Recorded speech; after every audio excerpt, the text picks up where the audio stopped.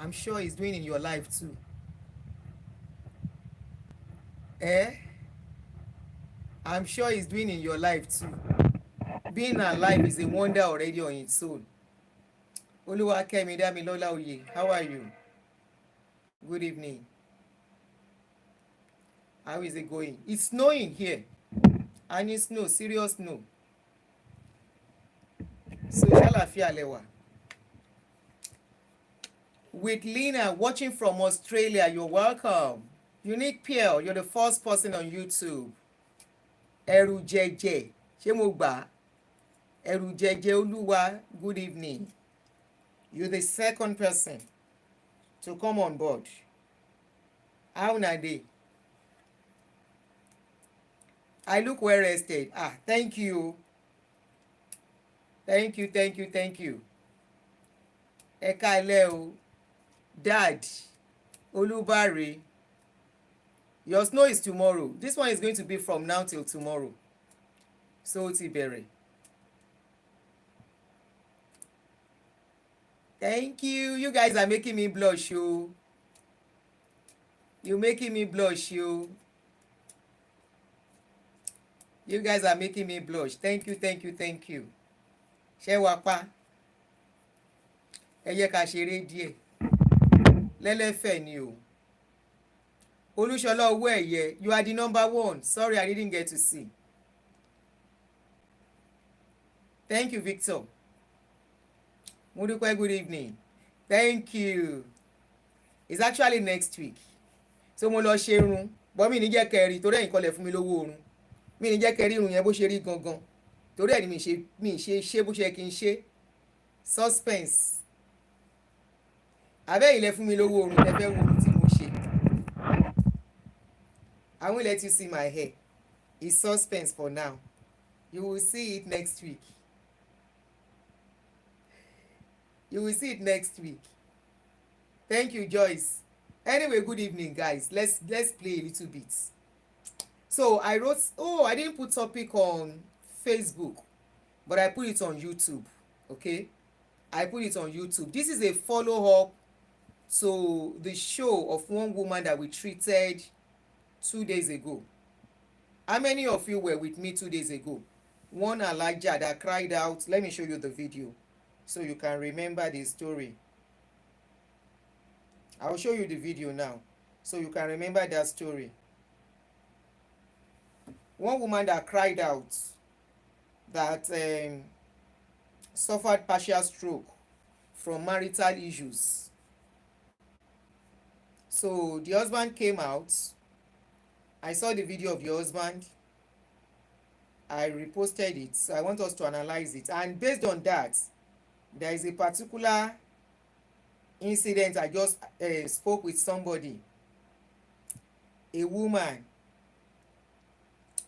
in her 50s dating a man of 60, almost 70 sha. And the man was asking her what she's bringing to the table. At what age? At what age are you asking a woman what she's bringing to the table? Yes, Alaja Kudi. Yes. Okay, you've gone to check it, Aunty Nike.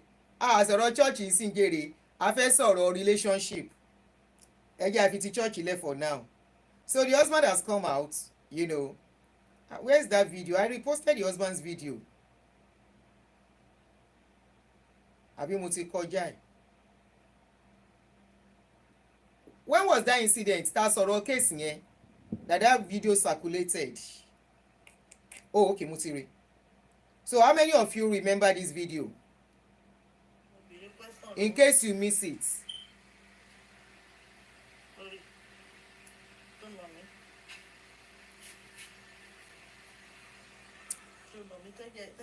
Let me just recap a little bit.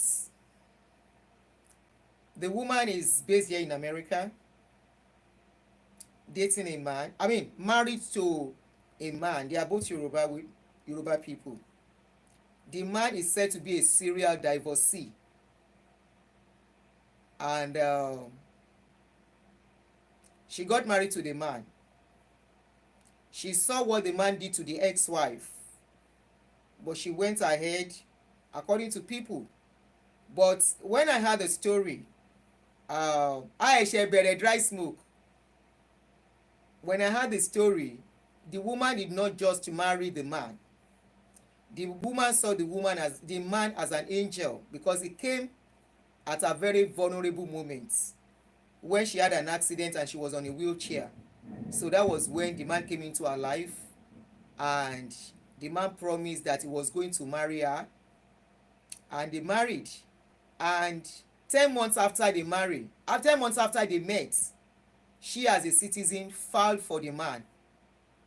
So the man's document and his children is pending. The man has 5 kids, but living with 4 kids that she took in with the man. They are all living together.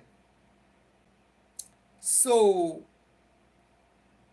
the man has been abusing this woman constantly, abusing her constantly, until this video surfaced online, where she showed evidence of where the guy, there was even other picture I saw on another page, on another blogger's page, where the man really beat her seriously. You could see the mark on her face. And I wonder why somebody will allow herself go through so much abuse here in America, where there is law. So the guy came out. Let me just play the guy's video briefly. The husband has come out and, to debunk what she said. The man said they are still together. You saw when I put a video, an update out of recent, few minutes ago. Thank you, Titi Lola Falono, Eshema, where I said, be careful of men who know how to sing. Is one of the reasons I posted that thing. Kwam 1 is another reason. Men who know how to sing, who know how to use Fuji to sing, run from them. Wọ́n bí mọ́re. Wọ́n ní nǹkan re tó fẹ́ fóbìnrin. Ifá wọn ò kí ń fọ́re. Alright, thank you, Bukola. So let us listen to the guy. About your wife, your family, anybody. Alhamdulillah, alhamdulillah, alhamdulillah. The guy is speaking in Yoruba. I will translate, so don't worry, okay?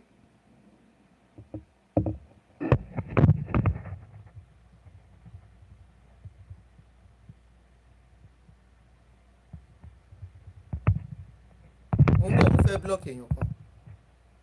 Tẹ́ bá ti rí tí mo concentrate, mo fẹ́ ṣe nǹkan kan ni mo fẹ́ block èèyàn kan. Ṣé mo ti block ẹ̀? Mi ti block ẹ̀. Yeah, mo ti block. Today is on the 10th of February 2025, live and direct from America. Mo kí gbogbo ẹ̀yin olùfẹ́ wa káàdì gbogbo àgbáláyé. Mo receive a lot of calls,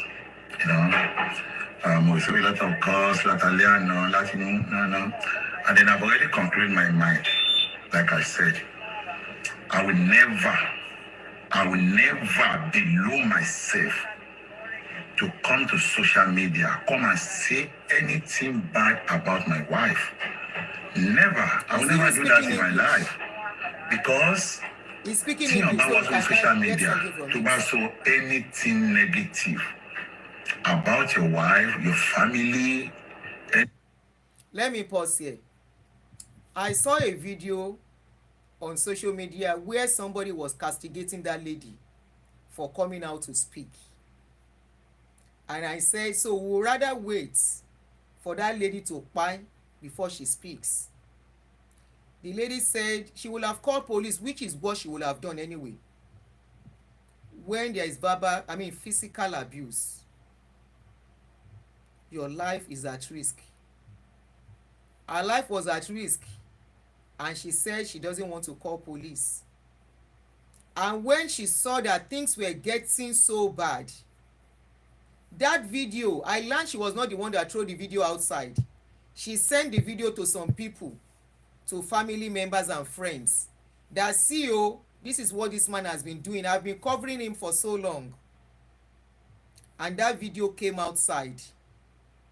And somebody was blaming this woman for allowing the video to come outside. Is it that we'll wait for somebody to buy because you are married? Now this man is saying he will never see anything. Okay, Ada, okay. He will never say anything negative about the wife. Okay, police was involved at a point. Aha. About your wife, your family, anybody close to you, tí o bá sọ anything bad about him or her, if you forgot or you forgive yourself, don't forget that Facebook, media never forget and media never forgive. Media will never forgive and forget, and we need something like this. Anybody that will, even if it is a woman, let them expose them so that other people can be careful, to teach other people lesson. You don't lay your hands on people. They are not your children. They are not your maid. So he's trying to say they shouldn't have brought that video out, because even if family forgets, social media will not forget. Then why did you do an act that you are ashamed of? Why are you doing something that you are not proud of? This is nothing but manipulation. Nothing but manipulation. Damage control. Orí mídíà ò kì í gbàgbé, kò dẹ̀ ní sọ pé ẹ ti gbàgbé, ẹ ti parí ẹ̀, ó ti wá tán náà, ó máa padà mú wá. If you guys should if the lady should forgive you, if the lady, that's a problem. Oh, we are not saying she should not forgive. If that lady should embrace you back, ó fẹ́ gbọ́jọ́ ọkú ni, because a leopard will never change his spots. An abuser is an abuser. A narcissist is a narcissist.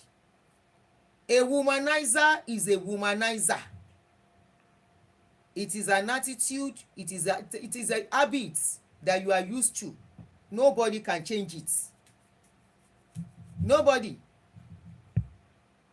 So if the woman like, let her forgive you, but the people that throw the video outside, I'm sure they throw it outside for a purpose, to warn others, and probably that will make the lady too to wake up that she's under bondage. The same person that is saying they shouldn't bring something outside to the social media brought the first wife, embarrassed the first wife on social media, mess her up. It is now he's saying they should not bring something to social media because he doesn't want people to advise that lady. That's why I will never come to social media. Nancy, I'm fine. To come and say anything about my family. Then why did you bring your first wife to social media initially? The one that has children for you. 4 children. But how many children? Only a before. You brought her outside. So it is now. You don't want to say anything about your family. You don't want people to advise that lady. You don't want people to talk to the lady, to talk sense into her, because a woman that is in love, when a woman is in love, she doesn't love herself. If you love yourself, your head will be correct.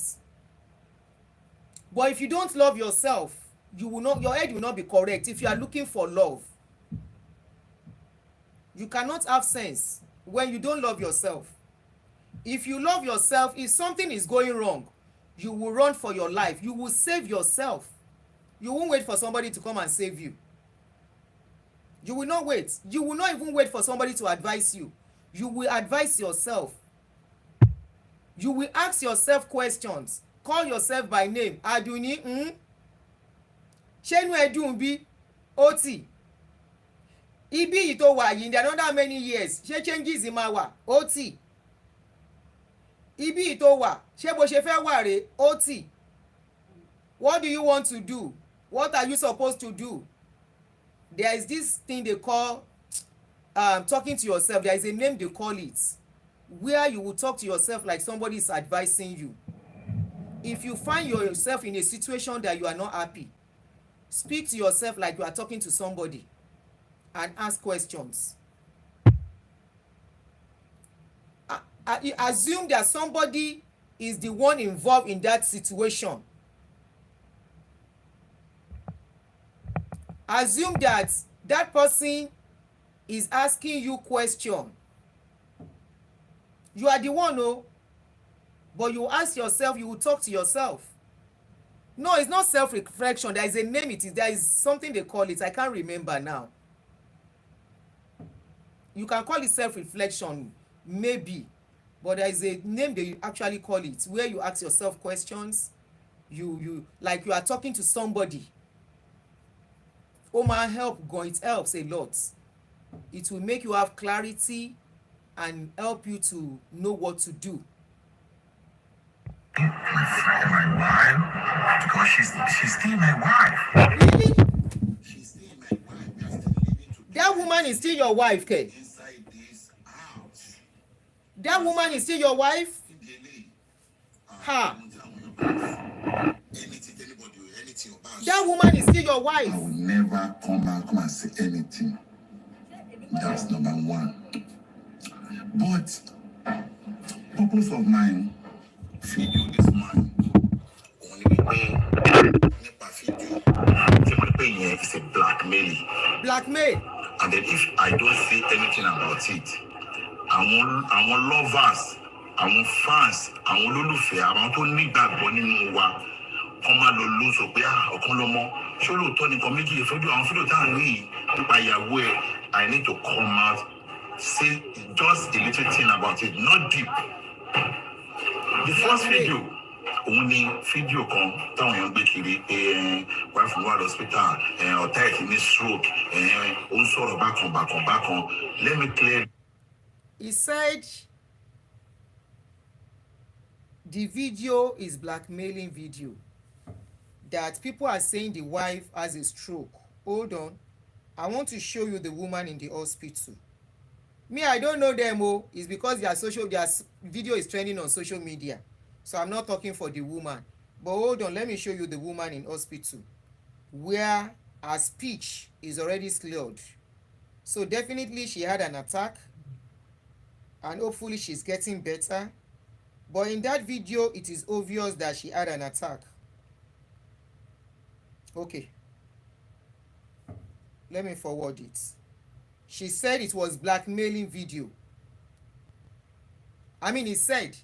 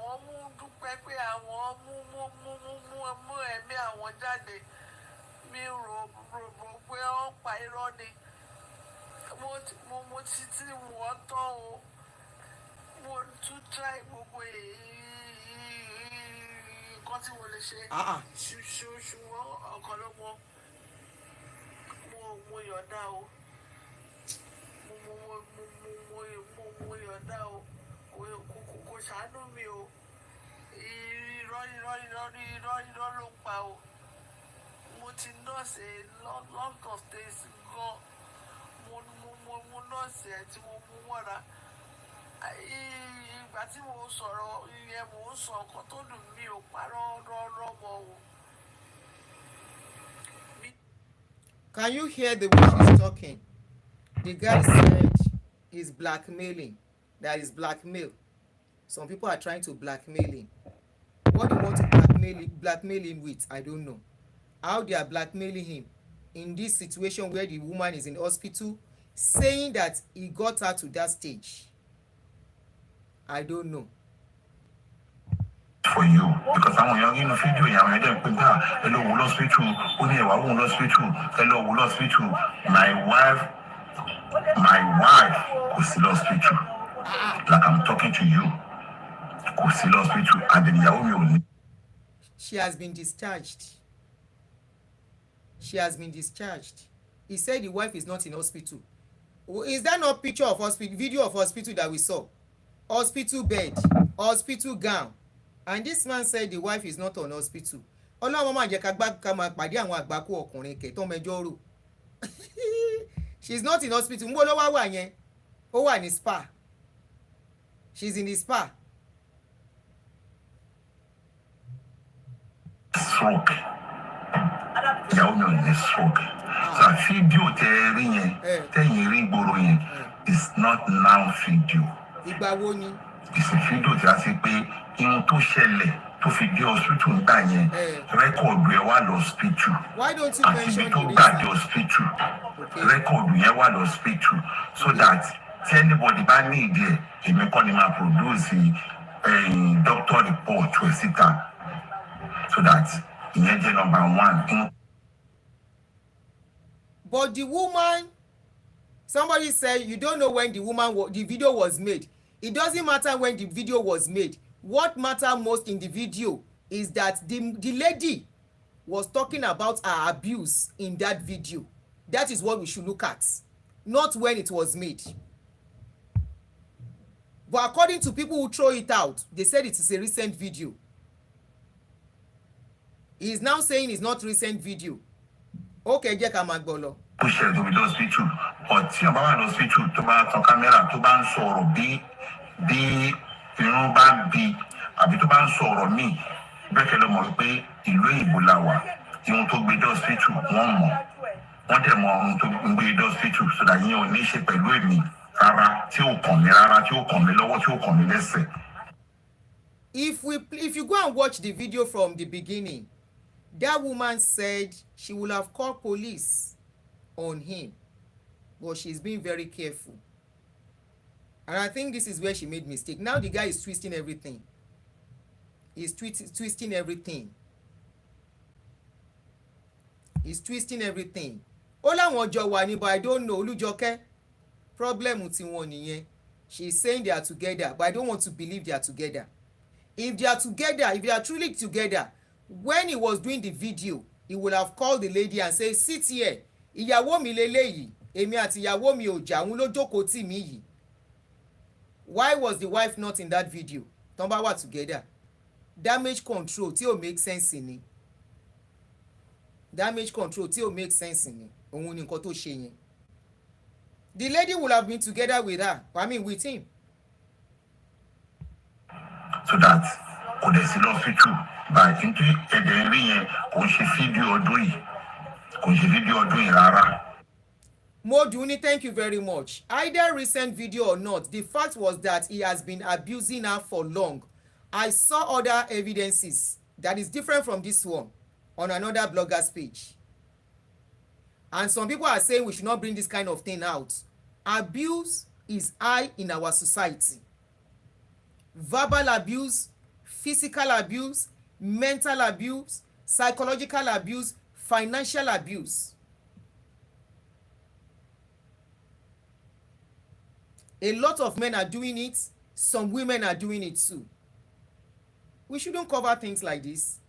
This is to encourage whoever is under that kind of a thing to walk away. They should not stay until their lives end. If anything happens to them, this person will continue. Look at the way this guy dressed after this video circulated 2 days ago. Ó kó sí Tommy Hilfiger, money finger, Tommy Hilfiger, cap and everything. Ó kó sí designer. Like nothing. As if everything was okay. Who does that? We are not to encourage this kind of a thing in our society. If marriage is not working anymore, pack your load and move.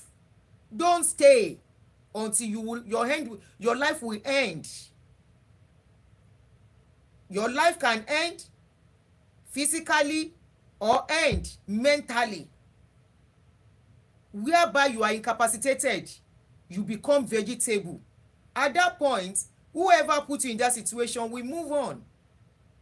They will move on and leave you to your problem. He is saying there was nothing wrong between them. Then why was the wife? If there was nothing wrong, you are supposed to be together.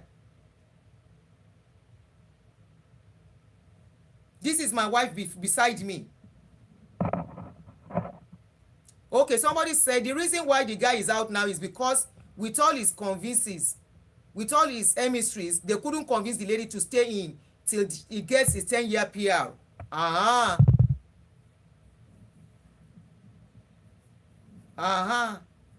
So torí PR ló ṣe bọ́ta.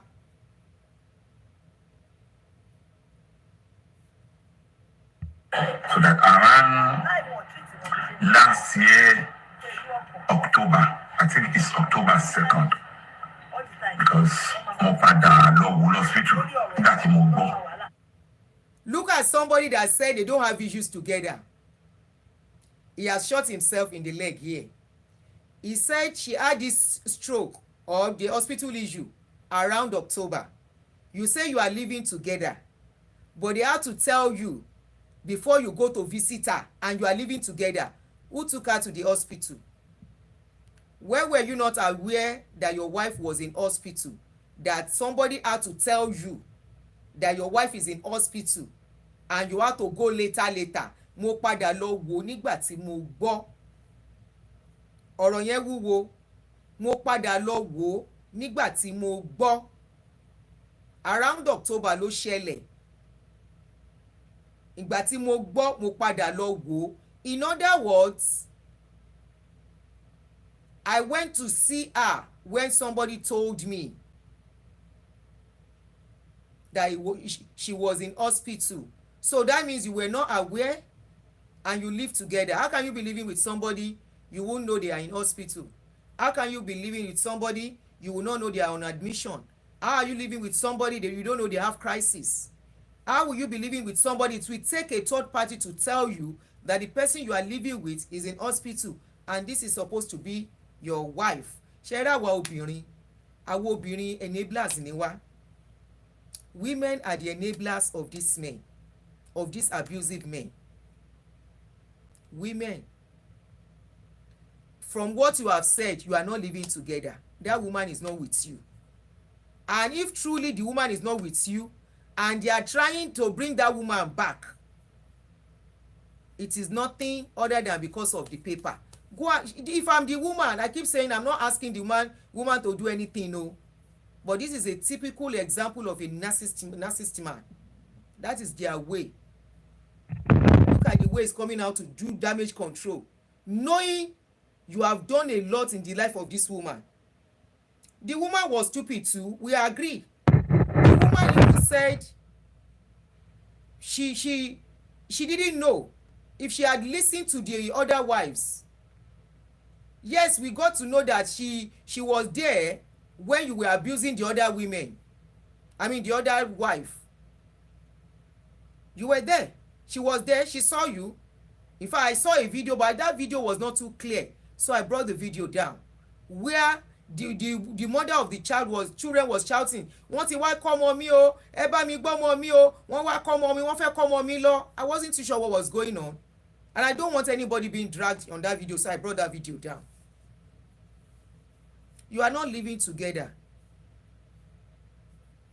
and if truly this woman has escaped, if she should go back, òun ló fẹ́ gbọ́jọ́ kú.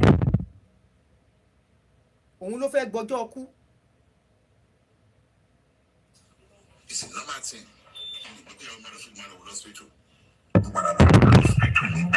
Mo padà lọ wò lọ́sítù. I went to check her in the hospital later. Lọ́dọ̀ àwọn doctor. I don't know anything about that. That's number one. Number two, on the second video, tí àwọn èèyàn gbé bí ọ̀kan lọ́mọ náà yà gbé o.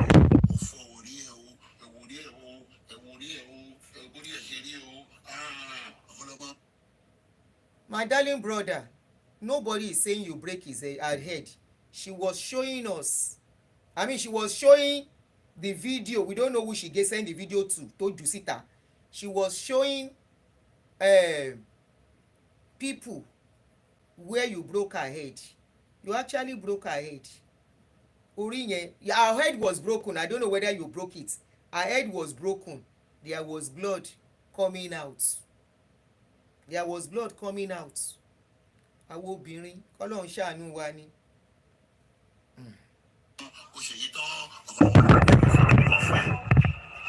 Number one, fídíò tí ìwọ ń gbé kiri yẹn tí wọ́n sọ pé bóyá nǹkan tó ṣẹ̀ṣẹ̀ ṣẹlẹ̀ ní 2022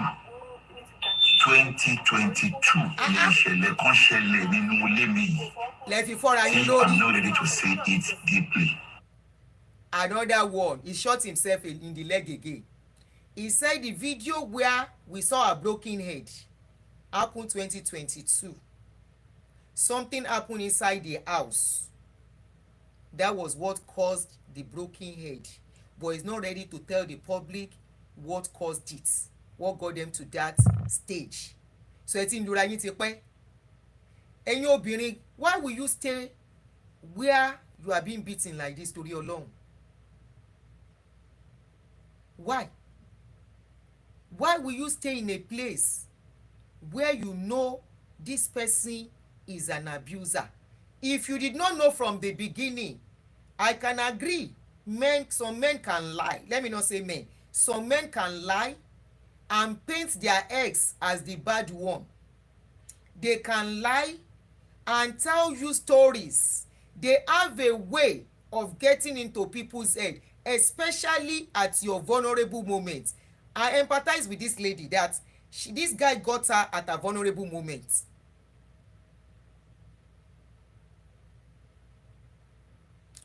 Ada Sherere, I didn't see it. Got her at a vulnerable moment, and she fell in love, and she started swallowing all the stories, all the lies, all the stories. But you were able to see some sign. The sign was how he molested and embarrassed the wife. Àwọn àgbàlagbà tó ń pòwe wípé paṣán ta fi nà yálé ó wà lórí àjà fún yàwó, wọn parọ́. Some people said maybe it is juju. Kí ló tí juju yẹn wá ìhó tí ò hold ẹ̀ dì sí? Why the juju now comot in her body? 2022 títí tó fi ní stroke. Ẹni gbéyàn kan bá kú ó kú gbé.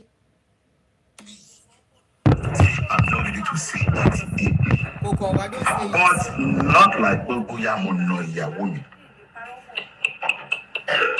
Mi ò ná torí pé mo mọ implication tíyàn bá na obìnrin nílùú èyìnbó.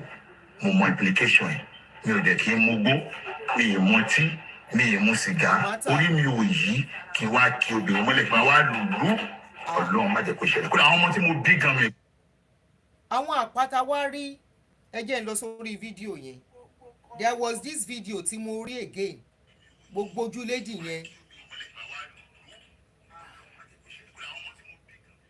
Gbogbo ojú lady yẹn ẹ rí àpá pé wọ́n fún ní gbájú ní èjì tí mo wà yìí. Èjì tí mo wà yìí.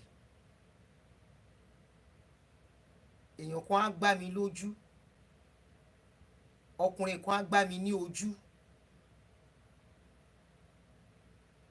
Á gbá mi ní ojú. Kí ló máa ló kò ní gbá mi. Kò ní gbá ìmí mọ́ ní èjì yìí. Because Alan she's in her 50s.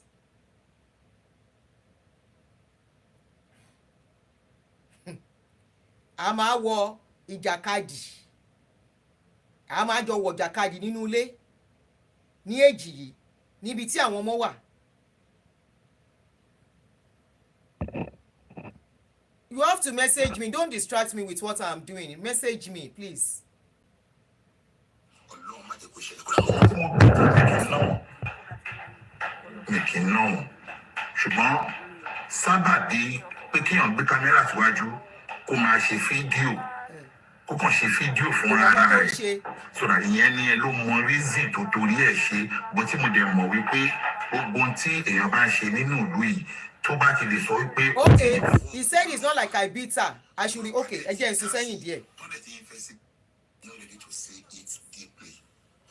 But not like pé bóyá mo nà ìyàwó mi. Mi ò ná torí pé mo mọ implication tíyàn bá na obìnrin nílùú èyìnbó. Mo mọ implication ẹ̀. Mi ò dẹ̀ kí n mugbó, mi ì mọtí, mi ì mu sìgá. Orí mi ò yí kí n wá kí obìnrin mọ́lẹ̀ kí n wá lùlú. Ọlọ́run má jẹ́ kó ṣẹlẹ̀. Kódà àwọn ọmọ tí mo bí gan mi kì í ná wọn. Mi kì í ná wọn. ṣùgbọ́n sábàbí pé kéèyàn gbé kámẹ́rà síwájú kó máa ṣe fídíò kó kàn ṣe fídíò fún ara rẹ̀. ṣé fídíò lásán ló wá ṣe ni. torí ẹ̀ ṣe bó tí mo dẹ̀ mọ̀ wípé gbogbo ohun tí èèyàn bá ń ṣe nínú ìlú yìí tó bá ti lè sọ wípé ó ti involve ọlọ́pàá tọ́lọ́pàá dẹ̀ ti dá sí i tó dẹ̀ ti investigate tí wọ́n dẹ̀ ti rí pé kò sọ̀rọ̀ nínú ọ̀rọ̀ yẹn tó dẹ̀ ti trash ọ̀rọ̀ yẹn dànù pé kò sọ̀rọ̀ lórí ẹ̀ mọ́ irú ọ̀rọ̀ bẹ́ẹ̀.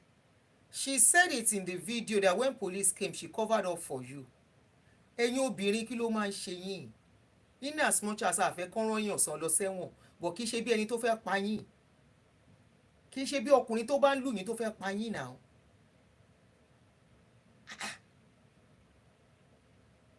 Marriage òun ṣe do or die affair tí ó bá work. Relationship òun ṣe do or die affair. Once you start, the signs are always there. In everything, this man never loved this woman. Pẹ̀lú gbogbo nǹkan tèmi gbọ́. Àwọn tó mọ̀ wọ́n ti pè àti gbọ́ àwọn kankan. He never loved her from the beginning.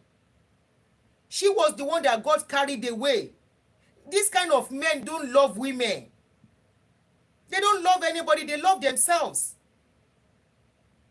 Wọn ò mọ̀ nǹkan tó ń pè ní love. It is what will make the ends make ends to meet, not what after.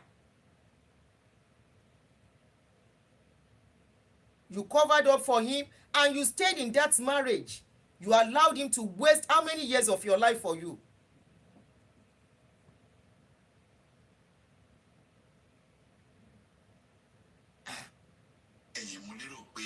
kò lè ní nǹkan kan ṣe pẹ̀lú gbèsè ayé mi I'm mọ́. not surprised. sọ àgẹ́gẹ́ àwọn olùfẹ́ tó ń pè ní alájọ kúrò mọ́ nígbà tó ṣẹlẹ̀ yẹn àìlú ìbúlá wa ọ̀tá yín kí nípa nǹkan máa ṣe yín kọ̀ọ̀kan ò ní ṣe mí inú ilé mi ni mo wà.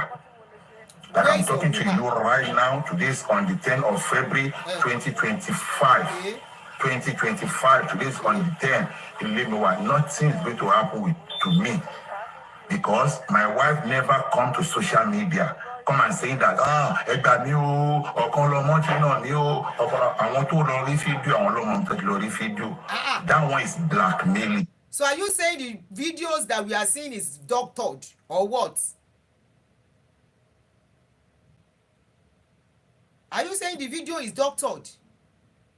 Kai. Hey. Àwọn ọkùnrin tó mẹjọ rò wọ́n lé o. Because gbogbo ilé gbogbo home pátápátá kò sí ètò perfect so that I did not want both of us come to social media come and say ẹgbà wa o àǹjà o ẹlà wa o ẹmẹ ẹkọ mi o no one saying that on social media kò sẹ́ni tó wá sórí social media wàá sọ bẹ́ẹ̀ so that àwọn tí wọn ò níṣẹ́. Àwọn tó ò níṣẹ́ is because she is used to your beating. Bó bá ti ìlú tó bá ti fokó di lẹ́nu á bá tún dákẹ́. She is used to your beating. After beating her, you will calm her down. You will beg her. And she too, she feels her life is finished. That is why she keeps staying with you. There are many women like that. By the time I start exchanging conversation with Pastor Barrister Olumide, hey, now for Barrister Olumide, I know say women are. When Barrister Olumide saw this video, I saw his comments. Long epistle where Barrister Olumide puts there. Barrister Olumide said, women, you are the enablers of all these abusers. I say you are right. Because some conversation, if you hear them, woman wey man beats, where blood go comot for their body, na dem go still tell you say, he's the father of my children, I don't want any case. Na dem go carry the matter go. By the time they are ready to step in, they will say, I don't want to talk again. We have settled it. I told Barrister, I said, Barrister Olumide, you are the one enabling, you are enabling these women too. Before they talk to you, make them to pay. Because he's been doing it free of charge. I said, don't do it free of charge for them. When they come, let them pay consultation.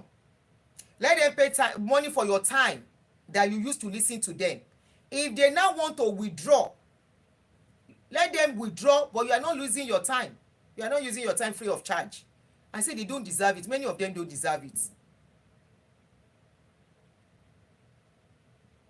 Many of them, they don't.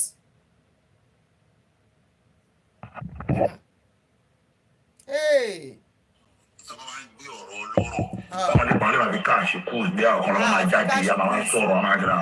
Uncle, we are not using it to cash cruise. We are using it to talk to the younger ones. We are using it to open the eyes and the ears of as many are in that situation to wake up. We are telling them, never stay under abuse. We are telling them it is not worth it. There is no joy. Inú yín ò ń dùn. You can't tell me you are in abusive marriage, you are happy. You can never be happy. How will you be somebody is slapping you today, is slapping you tomorrow, is doing this, kicking you, talking to you anyhow, and you say you are happy? Many of them do not have the courage. That is why we are carrying this kind of video. Many of them do not know that abuse damages. It does not only damage them, it damages the children in that marriage. It damages everybody that is witnessing the abuse. Not only you, tẹ́ jọ ń abuse ara yín. As many that are witnessing it constantly, it is affecting them. And they are going to mingle somewhere with other people. We are not catching cruise. We are letting people know pé abuse is real. Verbal abuse is real. Mental abuse is real. Psychological one is real. Physical one is real. We are letting them know. And it is damaging. It is destructive. Kò ń bí ọmọ rẹ̀ kankan. Even if you are a man, you are abusing a woman in whatever form. Physically ni o, verbally ni o, whatever ali ni o, and that woman refuse to go, she stays with you. Irú yín lẹ máa ń di serial divorcee. Not only serial divorcee, you can imagine a divorcee that has divorced more than 3 times. Ó wá fẹ́ fẹ́ yàwó mi in his late 60s. Agbabire dry smoke, ẹ ṣeun bàbá mi. Ó wá fẹ́ fẹ́ yàwó mi at 60 plus. You will know from the way he's talking wípé he's an abuser. Kò dìgbà tán bá gbá obìnrin lójú. Kò dìgbà tán bá lu ẹ̀ṣẹ́ bí obìnrin. There are many ways some of you men tẹ́ mọ abuse yẹn ṣe, tẹ́ fi ń ṣe abuse. Emotional abuse yìí wà, and that one is even that can kpai somebody too. Emotionally, abuse obìnrin, máa ṣe manipulation, máa ṣe pẹ́kọ́rọ́, orí obìnrin yẹn á fẹ́ yí, kò ní lè really define what is going on. We are letting them know nobody should stay under abuse. Nobody should condone abuse. Not even at any certain stage. Kaima ìwà sọ stage tá a wà yìí. Ọdún mélòó ló kù tó fẹ́ fi lórí ayé? At 50 plus. You will now stay at 40 plus gan. You will now stay where wọ́n lù ẹ́ nílùú bàrà. You will now stay where you are going through so much. How can you be happy? Yo, such people, if you have a woman that you are abusing and she stays, she's not staying for peace, oh. She's not staying because she loves you. She's staying because probably she wants something tí ò tí fẹ́ get, which is the reason why this woman stayed with this man for so long. Knowing even before kan tó fẹ́ra, she knows that he was an abuser. He abused the first wife lójú ẹ̀, and she went in. It was for a selfish reason. Abuser will stay with an abuser. If a woman is not an abuser, she too will not stay where there is abuse. An abusive woman will stay under an abusive man. Irú wọn lè máa rí tó máa takú tira wọn. They will not go. One, inú ẹ̀ ò dùn. She's crying. She's not happy. In fact, if they can open her mind, she's praying that the man should drop dead, because that is the only thing that can give her joy. She herself is not normal. She's an abuser in another way. Anybody that will stay with somebody that is abusing them, either a man or a woman, and you will be like, For example, there was this guy in one of the people counseling session that don ṣe, I mean, tí wọ́n ti pè mí àti barrister kinima exchange. There was this guy, the wife, he caught his wife with a man, not once, not twice. And he said his life is at risk. Okay, your life is at risk. Go and divorce her. He said he's thinking if he divorce her, how is he going to move on? And yet he's not happy. Every day he is tormenting the lady with what she has done. He doesn't want the lady to go, but at the same time, he is not happy with the lady. He keeps complaining. Oh yeah, tell me how many times? How many times did that man perekere you? How many times? Where did he take you to? I have evidence. So, oh yeah, tell me, where did that man ṣe kíní kan? Okay, ó dẹ̀ ṣe léyìí fún mi. Nǹkan tó ṣe yẹn dẹ̀ dùn mí gan. Mo check ohun sígbà tí mo dé. Ṣé wàá okay? Báwo ni? Feel better. Tí mo yìí ṣe báyìí mi tí fẹ́ ó fine gan. Thank you. An abuser will stay with an abuser. You see, sometimes you think people who are quick to say, when they see things not working, they walk away. Appreciate people like that. It's not working. I can't stay here. And they are not destroying you. They are not looking for ways to destroy you. And they let you know, I'm not happy here. If you cannot change, I can't continue. Appreciate such people. They are people with good hearts. You see those people that are obsessive. Look at the case of Annie Dibia. In the process of not wanting Two-Face to go, look at the damages she has done in their lives. She damaged Two-Face. Two-Face career went down. She has damaged herself too. In other words, she is an abuser. Two-Face was an abuser. Both of them stayed together. Two-Face was an emotional abuser, sleeping with anything and anybody. She was not happy with it. Instead of saying, I can't go on with this and leave, she hung on. She hung on. Very obsessive. She held on. I will not let you go. Those are the kind of women that always say, kàkà kékú má jẹ sèse, a máa fi ṣàwàdànù. If I don't have you, nobody else will have you. And those kind of women or men, at the end of the day, is either one will fight for the other or one will become handicapped for the other one. When you see a partner that is not happy and tell you, I'm not happy, I think we should go our separate ways, appreciate them.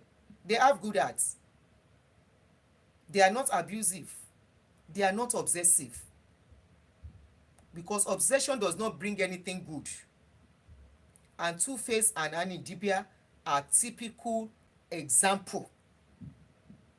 And this is another perfect example of obsession. How can you stay? A man is doing this to you, beating you blue black, in the presence of the children, and you refuse to go. In other words, nobody must have him if I don't have him. That is a crazy mentality. You are only destroying yourself. As a man, as a woman, if I don't have you, nobody must have you. Torí pé kí nìyẹn? If she doesn't want you, if he doesn't want you, pa can go. Kò ń ṣèjà. Let them go. Because there is no how you will stay in that kind of environment, in that kind of relationship. Inú ẹ̀ ò lè dùn, ò lè lálàáfíà. You can never have peace. You can never have joy. So what are you doing there? You will not have joy. The person will not have joy. abusers are the only one who condone abusers. If you are not an abuser, you will not condone or enable an abuser. So if you are looking at me, you are with somebody abusing you and you refuse to go, you yourself go and check yourself. You are not normal. Before you will come out and say that man is an abuser, he is a narcissist. Ìwọ gan narcissist ni ẹ́. If you are not a narcissist, you will not stay with a narcissist. You will not enable a narcissist. You will not embrace a narcissist. You will not condone a narcissist. You will not be comfortable staying with a narcissist. You wonder bí kí ló ń ṣẹlẹ̀. What is going on? In fact, lè pẹ́ tí wo bá ṣe, if you are not a narcissist yourself too, if you are not an abuser, because so many people, their character is hidden. They will not do the abuse directly. Their character is hidden. People will not know on time. And they will see they are not happy in a place, but they will not go. They will stay there. And when they are there, in their mind, they are already abusing the man too. In their mind, they are abusing the woman too. Not directly, in their mind. You know, there are some things that people will not be able to say out. Maybe because of kó má gba blow or kó má gba gbájú. The man is abusing you, and in your mind, you are wishing him evil. In your mind, you are wishing that man will go out and he will not come back, because you feel that is the only antidote for you to be set free. You feel that is the only way for you to be set free. That is not the way to set free. The best way to set free is to sum up courage, pack your load, and leave. Bẹ́ẹ̀ ṣe ń cope pẹ̀lú abuse ò tí yé mi. How you cope with abuse, I don't understand it. I agree, there is no perfect marriage. There is no perfect relationship. It is not going to be rosy all through. It is not going to be smooth all through. But it should not be a regular thing. And it should not get to the extent of abuse. You will have disagreements. You will have issues. You will have quarrels. It is normal. If it now graduates to the extent of abuse in any way, and you stay put, you keep enduring, you keep enabling, you keep managing, you yourself, you will become an abuser before you know it, and you will be abusing the partner too. So when two abusers are together, both of them are abusing themselves, not only one party. When abusers stay together for years, both of them are abusing themselves. One party cannot abuse the other without the other doing the same thing. For example, there is this couple I used to know. The husband, the wife, her own abuse is mouth, verbal abuse. The husband, na physical one. And both of them refuse to let go of each other. They are together, they stay together. Today, it has affected their children. You know, you see, when you stay inside abuse, or you are abusing your partner in the presence of your children, you are doing yourself. And there are signs to these abusers. If you can just be alert to it, don't fall in love. When they say love is not blind. You are the one that refuse to see. Love is not blind. Love have eyes. Are you not the one loving somebody? So are you telling me your eyes cannot see? Are you not the one loving somebody? Are you telling me your ears cannot hear? You are the person that loves somebody. You are not blind. You see. You see the signs. The signs are there. All these kind of abusers, they are controlling. Abusers do not give you space. Abusers will be on your neck. Abusers want to have their way. Abusers will feel you are not worth talking. Abusers will tell you you should. They are the one that is easy for them to tell a woman to shut up. And for the women, they are the one that they can easily insult their partner. I always say, how does it become easy for partners to insult themselves? Pé báwo lẹ ṣe ń dé stage yẹn? Ọjọ́ tí n bá insult ẹni tí mò ń fẹ́, àfẹ́ra mọ́ ni. Kò sí nǹkan kan láàrin wa mọ́, mo ti cut ties ni. Á dẹ̀ ní nǹkan tó ṣe, á ní ọ̀rọ̀ tó sọ tí mo máa ti endure kí n tó fún ní èsì, but kò sí nǹkan kan láàrin wa mọ́. Ẹni tó bá yìí ń gorí mi, mi ò lè insult ẹ̀. I can't. Insult, by the time it gets to insult stage, kò sí nǹkan kan mọ́, kò sí feelings as far as I'm concerned. So I always wonder, how do you insult each other? Tẹ́ máa ṣépè fúnra yín, tẹ́ máa búra yín, tẹ́ máa bú yàrá yàrá yín, and you still sleep with each other. How do you do it? Ẹ tún lóyún in the process. Ẹ tún bí àìmọye ọmọ. There was one of these enablers that Barrister was asking question. Barrister said, love is not blind. Marriage is not an eye-opener. When people are dating, my sister Rafiat, we see those red signs. Red flags are always there. Ẹ má jẹ́ ká tanra wa. We always ignore, thinking the person is going to change. People come to you with their character. And when you get married, they are going into that marriage with a character. They are not going to leave the character. It is them. And that is why they encourage dating. Date people to know who they are. Some people will behave that they are not womanizer. You will think they are saints. If you take time to date them, you will see. But we ignore all these red signs. Some are liars, smooth liars. You will not know. By the time you date, you will know. It is better, a broken relationship is better than a broken marriage. The signs are there. And you can ask me, somebody like me made a mistake, so anybody can make that mistake. We ignore those red signs. We see it, but we make excuses. We make excuses when we see it.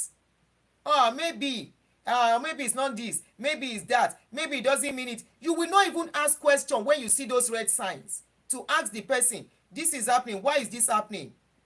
You will say you don't want to cause quarrel. You will just swallow those red signs, red flag, and you will put it aside. And you know what? Abusers, narcissist people, they play on people's emotions. They know how to get you. Once they do something now that can make you change your mind, the next minute they are love bombing you. The next minute they are loving you, and you'll be so confused. When you meet anybody or you are in a relationship with anybody that this minute is abusing you, the next minute is behaving like somebody too loving, run for your life. They are narcissists, they are abusers, and they are smart at that game.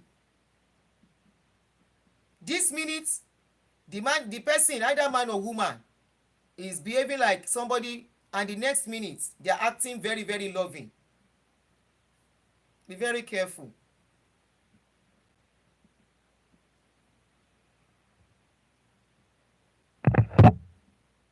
Ẹ jẹ́ kí n lọ́ọ̀kì fóònù yẹn, nǹkan tí wọ́n ń pè mí. Hello, can you guys still hear me? Okay, the speaker is working. They are trying to disrupt the show. These red flags are there. We ignore it.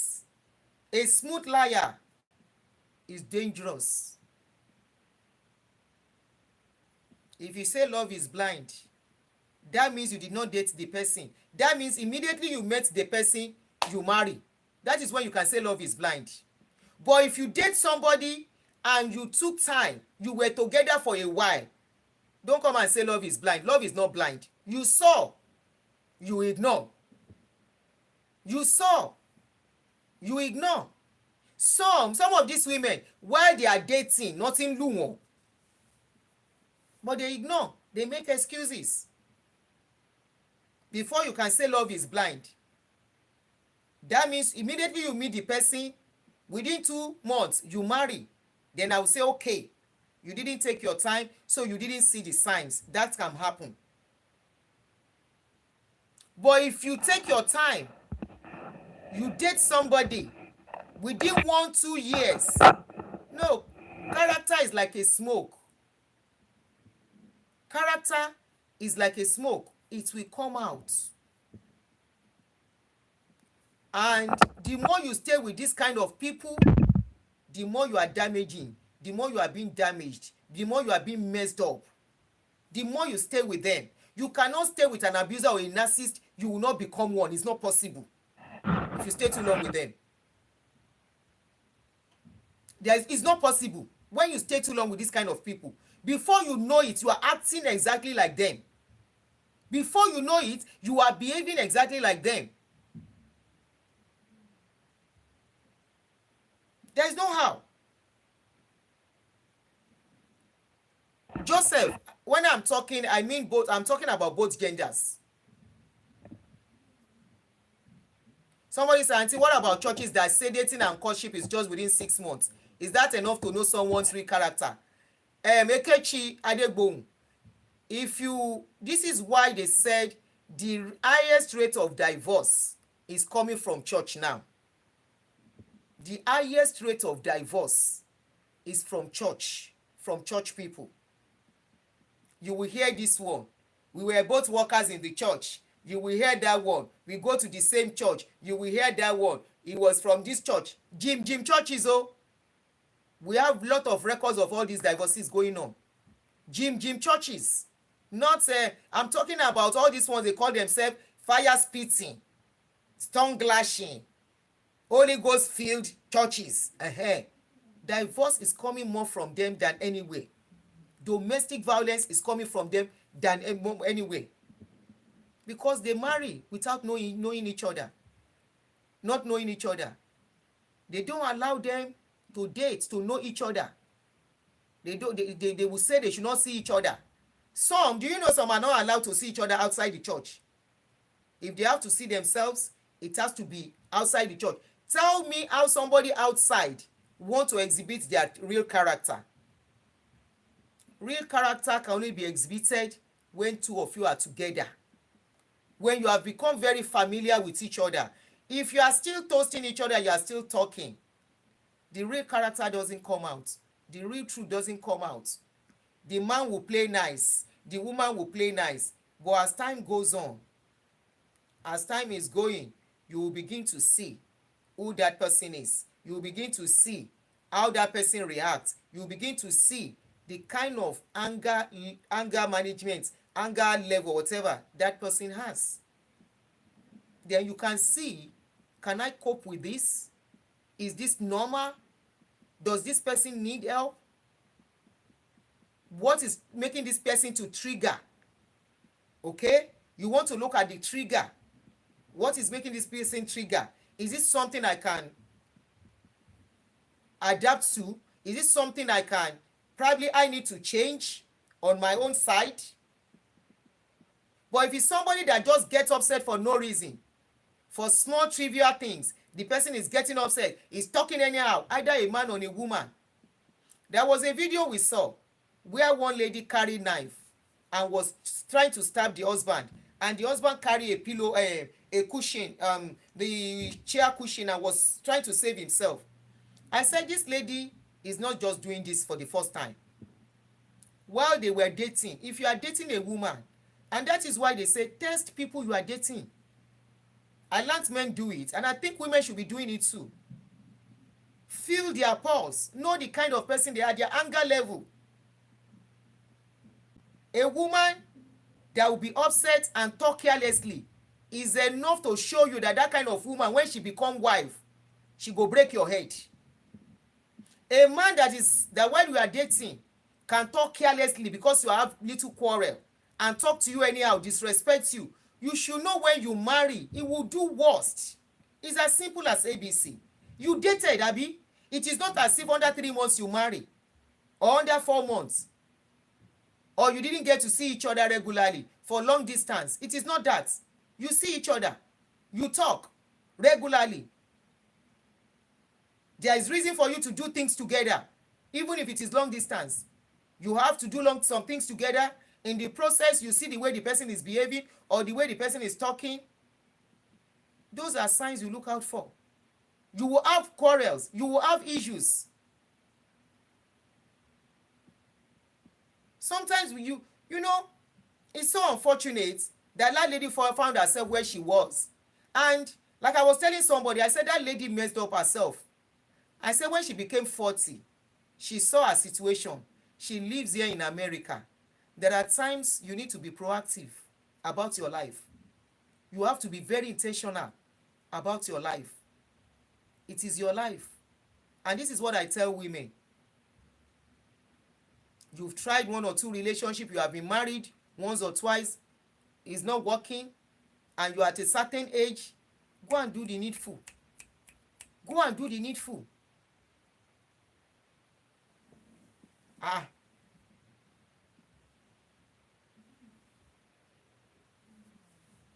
don't know why relationship is becoming so toxic, so discouraging, but there are still good ones out there. There are still good ones out there. There is no perfects. No perfects. But there are good ones. They will have quarrel. But if you look at all these things, it's all about how each other respects each other, or somebody not trying to use the other. For this kind of a particular situation, the man was trying to use the woman. If you go into a relationship with selfish motive, it will always end bad. Kò sí nǹkan tó fẹ́ fi kún. Kò sí nǹkan tó fẹ́ fi kún.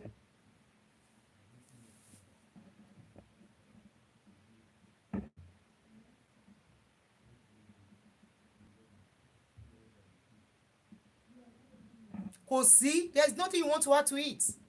You go into a marriage or into a relationship because you want to use the other person or for selfish purpose.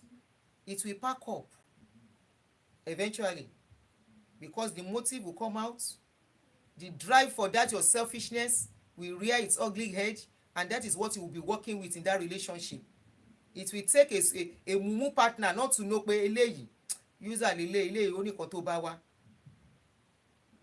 In the case of this kind of woman, it was obvious.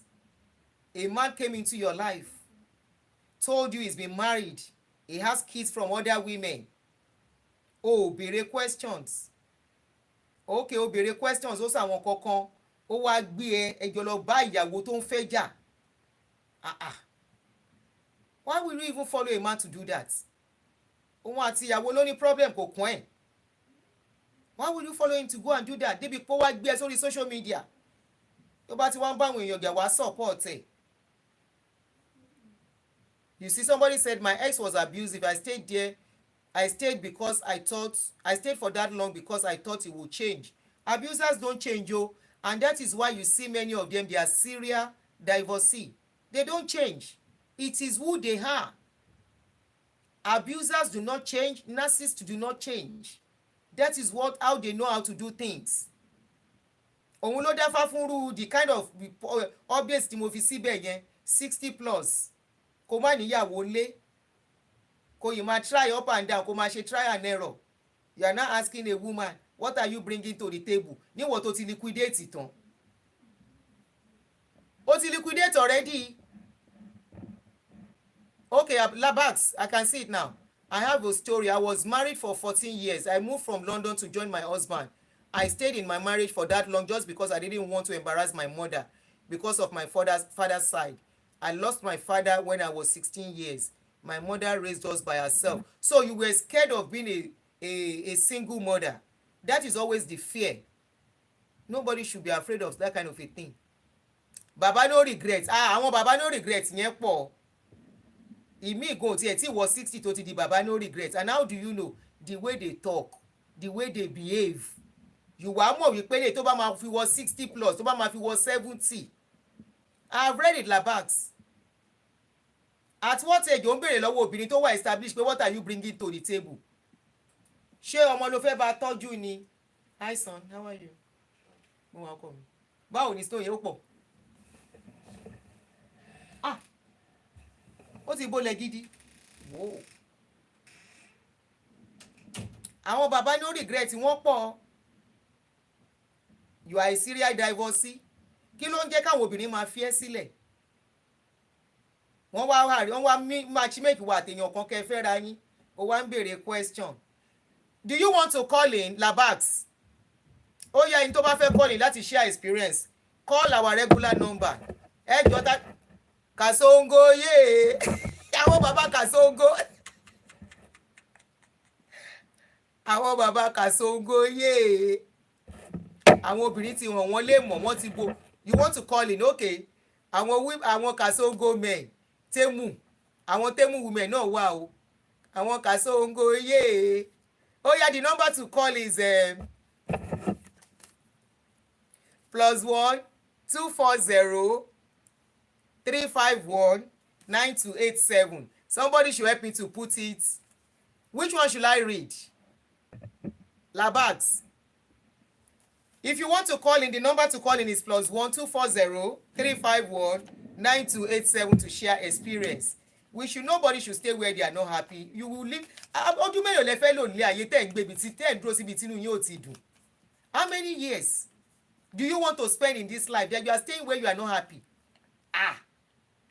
Mo bẹ́lẹ̀ dá mi dámọ̀ràn. I said once I clock 50, I said I want to live a peaceful life where I can do whatever I want. If I'm with a partner, the partner will adopt me and see me as a baby. A partner that will not adopt me and see me as a baby, for us to enjoy life, because I'm not a troublesome person. But if somebody will come into my life and bring trouble, I will run. Okay? The first one, I think I read it, Labax. Ó ti sún lọ sókè o. Let me try and pin the phone number. So that's the phone number, anybody that wants to call in. Àwọn bàbá Kasongo yé. Lẹ́yìn wípé ká ṣọlidé lọ, ká jọ ṣọlidé, let us go for holiday when we have the free time at 50 plus. Kí ló tún kùn? At 50 plus tó bá yìí ń ṣayé ìnira, Kasongo ni ẹ́. You are Kasongo yé. The number is +1 240 351 9287. If you are at 50 plus upwards as a man, as a woman, and you are staying under ìnira where you are not happy, you are a Kasongo yé. You are a baba and mama no regrets. Lè normal mọ́. Lè wà okay. No. Lè wà okay. If you have stayed under abuse for too long, or you have been abusing people for too long, you cannot change. At 60 something, the man say, what are you bringing to the table? Ìwọ tó jẹ́ pé caregiver ló kùn tó máa ṣe lọ́dọ̀ ẹ̀ àti kúkù. Any woman that will say I'm marrying a 60 plus man, kúkù ló lọ ṣe. It is well detailed. I can't say the comments. Ó ti slide sókè ni. Any woman that is marrying a 60-year-old upward, Kasongo yé ni. Àwọn Temu nìyẹn. Those are Temu. I don't care whether the man marry a young person. I don't care whether he marries his age mate. Kasongo yé. Àwọn Temu, àwọn Shin partner nìyẹn. Wàá ti wà ní Kasongo. Okay, you are calling. No, WhatsApp. Wàá tún ní farabalẹ̀. Wàá tún máa wá obìnrin tó máa ní lára, àbọ́kùnrin tó máa ní lára. Hell no. Anybody at 50 plus, if you allow any partner to stress your life, ìwọ gan ló fẹ́ tètè wù. Ọ̀kadà partner grade F9. Èmi ò rán ò gbàgbé àwọn oní grade A, àwọn grade A, grade B, grade C. For those that miss our last relationship show, we spoke on the different grades of men and women. A widower or somebody that just divorced once is a grade A, is in grade A level. Somebody that has divorced twice, or that has divorced twice, that one don't jump to grade C. You now see those men, especially those men. The phone is with me now. Call on WhatsApp if you want to call. You now see those men na so I know one, he doesn't like holiday and he doesn't like eating out. Ṣé ń gbọ́ṣẹ́? Everything to him is a waste. You know what? There are many in ìlú òyìnbó, many of them plenty for ìlú òyìnbó. They don't like to spend money.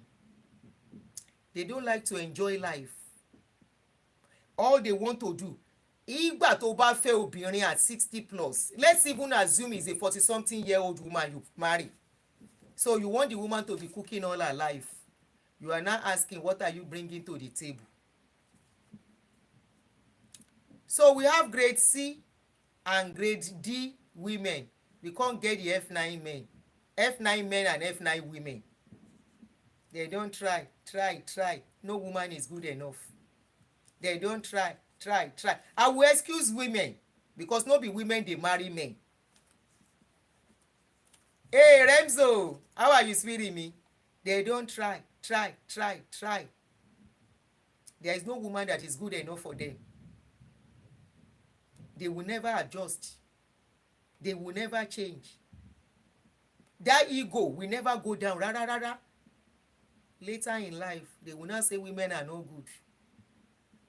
At the end of the day, I always tell you, if you don't carry F9 for this relationship matter, especially as a man, ẹ̀yin ọkùnrin orí yín má ọ̀rọ̀ gbogbo kì í ṣe lórí alábàáhùn, and I don't mean to do this, so now I don't carry me to this level. If you don't carry F9 in relationship as a man and you are in your 50s, tí gidi obìnrin ṣe máa kọjá ẹ̀ ní mọ̀, because you are used to condemning, you are used to complaining, you are used to picking women like beans. At the end of the day, èyí tó máa bọ́ sí yín lọ́wọ́ kasongo women ni àtàwọn shame women and temu.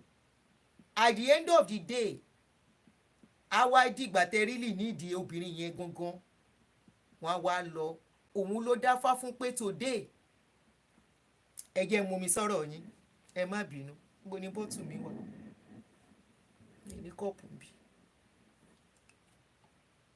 Ó ti gan mọ́ná.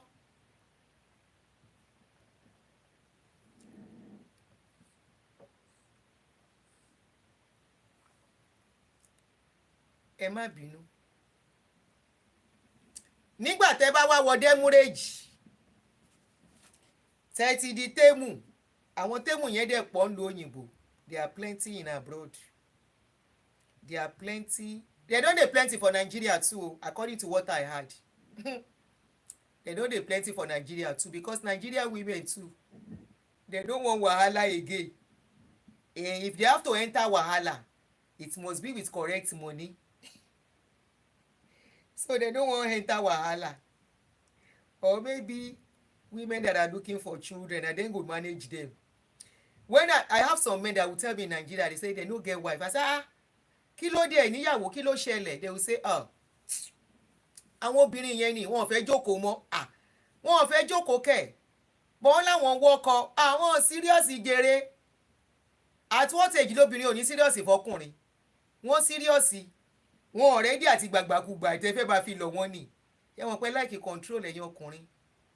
Which one is Shin and Temu? Àwọn oníkẹ́ àwọn try and error. Àwọn tó wà ní grade D àtàwọn tó ń gba F9. Those are the Shin and Temu men and women. Men especially. And then plenty for abroad. Then plenty here. Some of them, as them plenty reach, if they want to go for holiday, na only then they go for holiday. I don't want the trouble of any woman. I don't want the stress of any woman. Mi ìdẹ̀ fẹ́ sọ̀rọ̀ sáwọn ọkùnrin o, ẹ má bínú. Then plenty o. Especially for London. I hope there is no London men on my page this evening. Then plenty for London. They don't enter them rich. They don't liquidate. Wọ́n wá ń dágbé.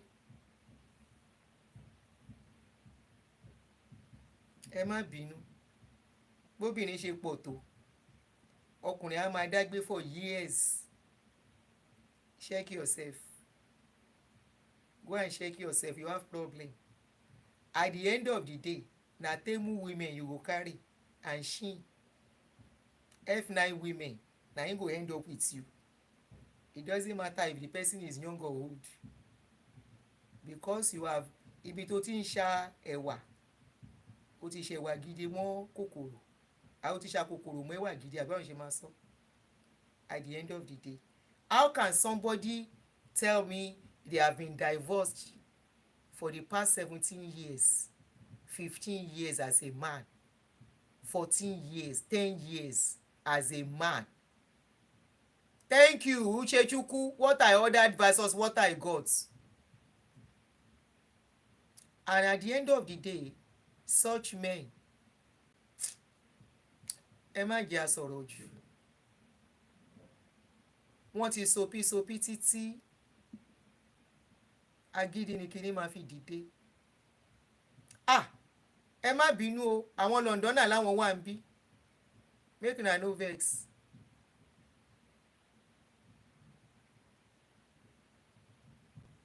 Some might have suffered from trauma from the previous marriage. People respond to trauma differently. Fún ọdún mẹ́wàá, they better go and see therapist. They better go and see therapist. If you know you have suffered trauma, go and seek therapist, go and seek help. Because at the end of the day, you cannot tell me you are not carrying girlfriend. You will be changing girlfriend like clothes. You will be changing girlfriend like clothes. At the end of the day, na bad one you go come carry. When you see good one, you will not recognize it because you have been traumatized. And you have not healed from your trauma. If any man, any woman is traumatized here, go and see therapist. Because when you see a good one, you will not know. You will even misbehave.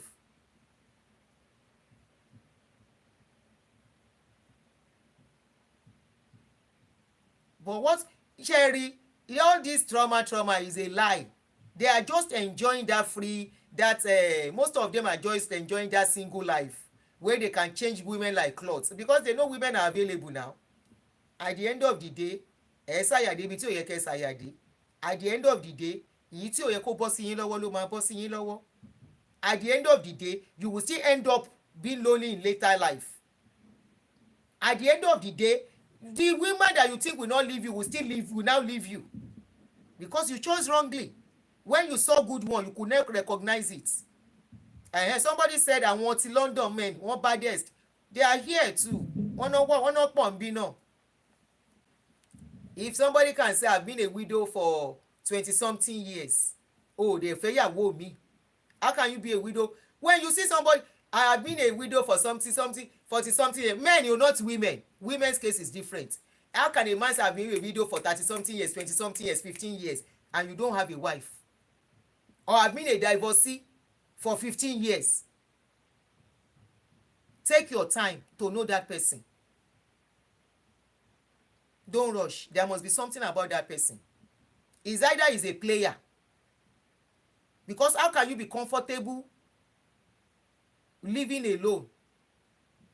It's either the person is a player or kò mọ nǹkan tó ń ṣe or ó síkì fún rẹ̀.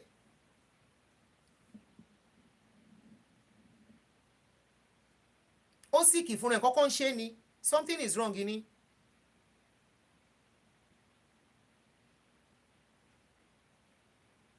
Kò sẹ́ni tó fẹ́ dá gbé, kò sẹ́ni tó fẹ́ dá wà, àfàwọn tí nǹkan ti ṣe. Ẹni tí nǹkan bá ṣe ló ń dá wà o. Ẹni tí nǹkan ṣe ló ń dá wà for long. I love my privacy. I love my comfort. I love my space. I love my comfort. I love my privacy. I love my space. Even animals don't like to stay alone. We just bought a small dog, a dog. That dog, if he doesn't see anybody, immediately he see you. A máa fò ní, inú ẹ̀ máa dùn ní. That's animal. Kaima was a human being. Human being, I love my space. I love to stay alone. For 15 years. Ó ti sick. Something is not okay with you. Go and check yourself. For 10 years. You are not okay. Something is not right. I love my space. It's either you don't want to spend the money. It's either you are stingy. It's either you are not okay. It's either the trauma you have gone through, you need to go and see a specialist. Kó lè wà okay.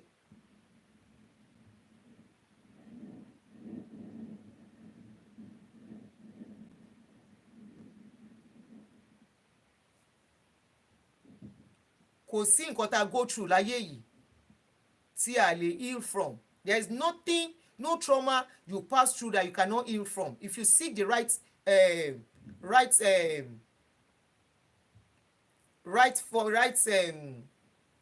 source to get help.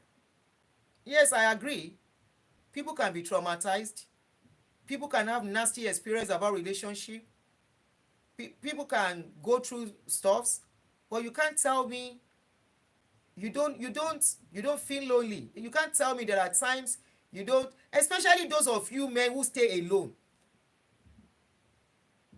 Women will still better, their children are around them, so wọn ẹ̀kọ̀ọ̀kan ló máa rántí pé ọkùnrin.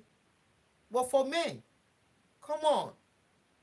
And that is why a 60-something-year-old man, ó ti fẹ́ pé 70, he has been divorced more than 3 times, àbí 3 times, sorry, divorced 3 times. Wọ́n wá ń sọ wípé wọ́n fẹ́ kó lọ fẹ́ yàwó, ó ń béèrè lọ́wọ́ obìnrin, what are you bringing to the table? What sort of rubbish toasting is that? What is a woman 50 plus bringing to the table? A woman 50 plus, ìwọ ló ń bá san bills ẹ̀ tẹ́lẹ̀ ni. At that stage, there is a certain stage you get to in life. You are not supposed to be burden on each other. No? As partners, you put, I put, Uni. You give, I give. You do, I do. Because it is expected that person of that age, 40-something upwards, is established, should be made already, should be having a source of income. So why are you asking, what are you bringing to the table? Tí fẹ́ bẹ̀rẹ̀ rárá tó ti bẹ̀rẹ̀ question, what are you bringing to the table? It shows that that person, irú ẹni bẹ́ẹ̀ yẹn ò ní gbádùn. Kò wá okay. What are you bringing to the table? Oúnjẹ tó máa ṣe fún ẹ̀ńkọ́ tó bá wọnú ilé, ìtọ́jú tó máa fún àti inú ilé tó máa tọ́jú, that one is enough. Àbí o, that kind of man is not ready for relationship. I say some of them are enjoying that single life because wọ́n rórí obìnrin oríṣiríṣi gbé tó bá wá di later in life. At the end of the day, wọ́n wá lọ gbé obìnrin kan, bóyá wá lọ wá younger person kan wá fẹ́, ìyẹn máa dókó mọ́ wọn lára. Because generational gap, when there is generational gap between couple, you have to have money to hold that woman down. Ẹ má tanra yín. You have to have money to hold her down. You want to go and marry somebody you are very, very much older than as a man. Wá fẹ́ máa sọ wípé kẹjọ máa ṣe nǹkan pọ̀, kẹjọ máa pín bíìsì. Remember at that stage, ìwọ ò lè ṣe púpọ̀ mọ́. At that age, your life is declining already. Reality ni. Your life is declining already at that age. Wá sọ pé o lọ fẹ́ younger woman kan. I can marry somebody younger. Because o feel wípé wàá lè use ẹ̀ dáadáa. And you don't have what it will take to hold her down. Ìṣòro ló tún gbé fáyé ẹ o. And that is why many, at the end of the day, they suffer stroke. Why many, at the end of the day, they have issues. Many at that age, before you know it, the woman they think will stay with them will go. They won't even enjoy her. Because nígbà tí yẹn bá fẹ́ tán, tó bóyá o fowó tán ni, you use money to entice her when you are to marry her. You now marry her, she now got to the relationship, she started seeing the reality that you use money to entice her to come and marry you. And you cannot cope to continue the way you were giving her the money. And she got into that relationship. Bóyá tí ò bá bímọ, yes, á dúró kó bímọ fún ẹ tó bá ń wọ́mọ. But tó bá ti bímọ tẹ́lẹ̀ tó dẹ̀ young sí ẹ gan, generational gap máa play out. It will play out. Because ẹ lè má move pọ̀. wọ́n á béèrè pé what are you bringing to the table? What is a 50-something years old bringing to the table? What are you going to offer her too? I told the lady, I said you should have asked him, what are you offering me as a man? If anybody can ask me at my age, what am I bringing to the table? Are you the one that has been paying my bills? No. Have you been giving monthly allowance? No. Then why are you asking me what am I bringing to the table? Then I will ask you, what are you bringing to? Put it on the table, let us see. What are you bringing into the relationship? What is a man bringing into a relationship? Especially a matured relationship of àwọn Baba London àtàwọn Temu, of Temu husbands and Temu man friend. What are you bringing to the table? As a man too. Are you going to be responsible for me as your woman? You want to be in my life? Okay? You are my man. What are you going to be doing for me too? Because whatever it is, as my man, I deserve some things from you too. Abi? You now ask, what is a woman bringing to the table? Ṣẹ̀rí tọkùnrin bá ti wà single jù, tó ti pẹ́ jù, wọ́n máa ń di temu men ni. Honestly, they always end up being temu men. Wọ́n máa ń di demurrage men ni in their way of talking. Wọ́n dẹ̀ ní mọ̀ pé àwọn sọ̀rọ̀ bí ẹni tí ò lọ, tí ọkọ̀ kan ti ṣe lọ́pọlọ. Wọn kì í mọ̀. Ìṣọwọ́ sọ̀rọ̀ wọn ní mọ̀ pọ̀rọ̀ táwọn sọ pé kò make sense. But because they are used to talking like that, and the older they get, the older Tomama is normal. Oh, normal. The older they get, agídí máa ń pọ̀ sí ni. Fọkùnrin, the older they get, agídí ọkùnrin máa ń increase, because at that stage they are realizing their strength is going down. They are realizing their capacity is not as it used to be. At that stage, the way they make money is declining too. So máa ń jẹ́ kọkùnrin naturally wọ́n fẹ́ wá aggressive. So it will take a matured woman, understanding woman, to understand the stage they are passing through and come for them. Understand pé stage tó ń pass through me and be there for them. Fi lọ́kàn balẹ̀. Make him know pé no matter what, we are together. It will take a woman that have understanding to do that. You meet a 50-year-old woman, you say, what are you bringing to the table? What are you bringing to the table other than your third leg? What are you bringing? Because a woman of that age will not ask you for money except a stupid one. A woman of that age will not wait for you to do things except a stupid one. She will know her rights, she will know her dues, she will know what she's expected to do to make the relationship beautiful. So you don't have to ask her. Play your role and watch her. Watch her play her role before you say, oh yeah, I want you finally. Watch the way she's doing. You play your role. Don't ask her what she's bringing. Let her be natural. Let her be real. Don't force her to act. Don't force her to start staging or pretending. If she finds out you are trying to be funny, she can start pretending. Allow her be natural. That's way you know who you want to go to with. One baby, what are you bringing to the table? Unisokuso agbalagba. She's bringing food. She will be cooking for you and she will be your caregiver. Women are naturally caregivers, either we like it or not. There is no man that will have a woman at home, tamasakiri, especially our men. Once you have a woman at home, you know what her duty is. So why are you asking her what she's bringing to the table? You want her to come and be paying your bills? Toba wole? That you are asking her at what age? Abokoloko slogan. Slogan of the younger ones. What are you bringing? That slogan is for the younger ones, oh. It's not for our age group.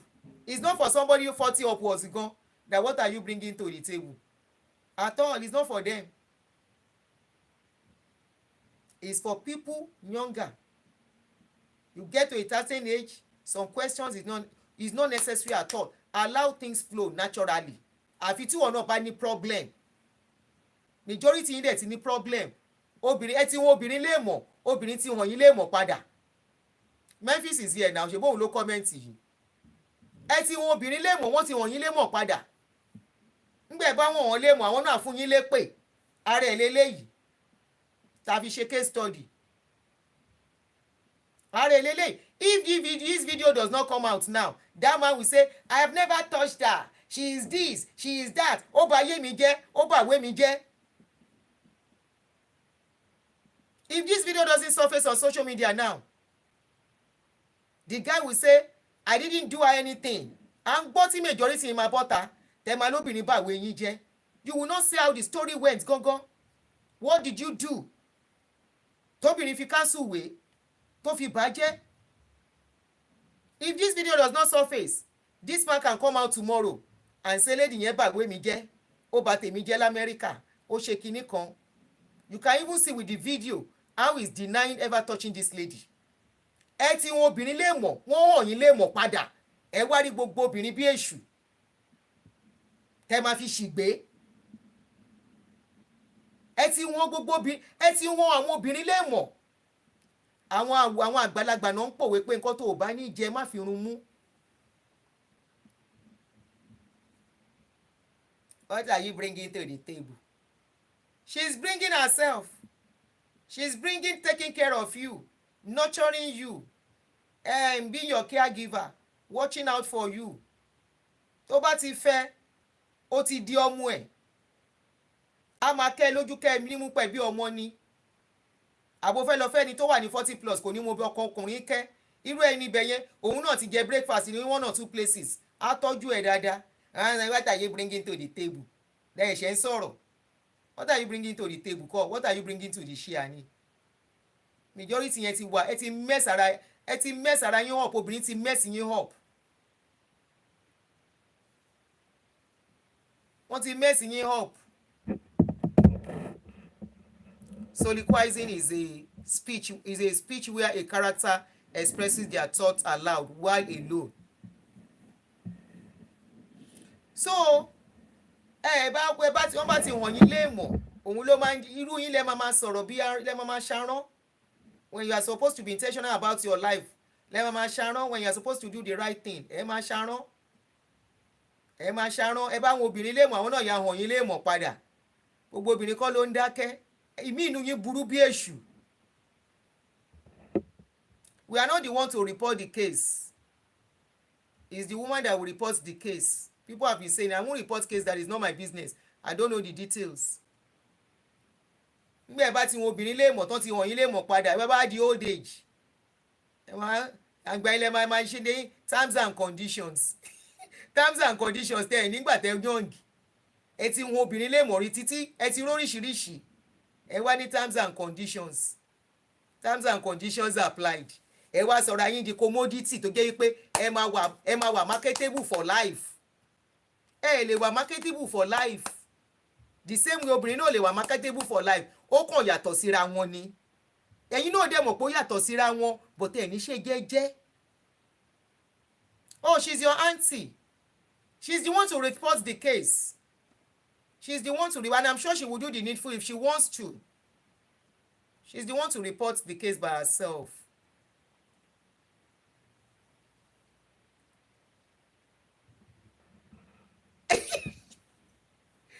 Àwọn ọkùnrin làwọn máa gbé péjì mi wálẹ̀. Báwo la ṣe dé? Yẹ̀yẹ́ máa ń dùnyàn. Ṣé mo bú ọkùnrin ni? Somebody said I would advise young women to marry them, to show them shege proverbs. You are not nice. And truly, àwọn younger women ẹ máa ń da fún wọn o. Ṣégè tójú wọn máa rí wọn lè sọ. At the end of the day, time tó ọba expect làwọn obìnrin yẹn máa wá fi wọ́n lẹ̀. The only one.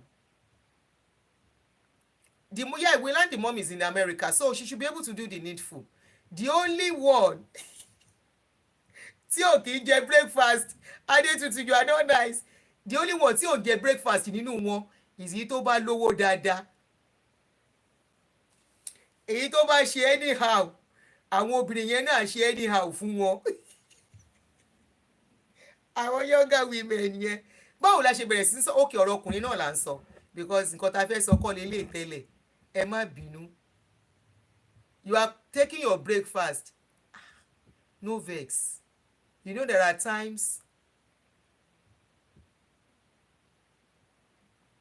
I will talk about women too, but because it is a man that committed offense now, if this video does not come out, this is how that man will say the woman is a bad woman. This is a woman that gave him $20,000 cash to set him up. The woman spent a lot of money, took care of their children. See how we paid her back.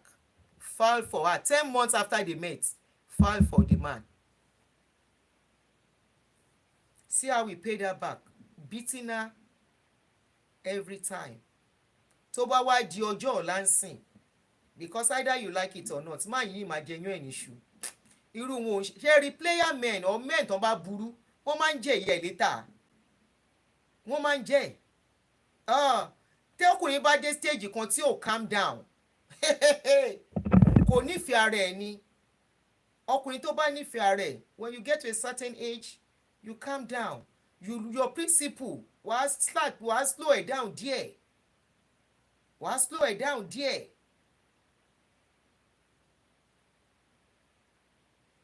Thank you, Dry Smoke. I love Dry Smoke Awolata. Despite the fact that you are a man, I love your stand on this case. I saw your comments. I love your stand on the case. Ọkùnrin gidi ni yín, bàbá ni yín. That is how a father behaves. I love your stand. I was seeing that you are not on the side of that man at all. Kí ló dé? Tó bá wá di ọ̀la, wọ́n náà abandon ọkùnrin. Tó bá di ọ̀la, no matter what, it is how it is made. Even you that you are men, you know you prefer your mother. You take care of your mother than your father.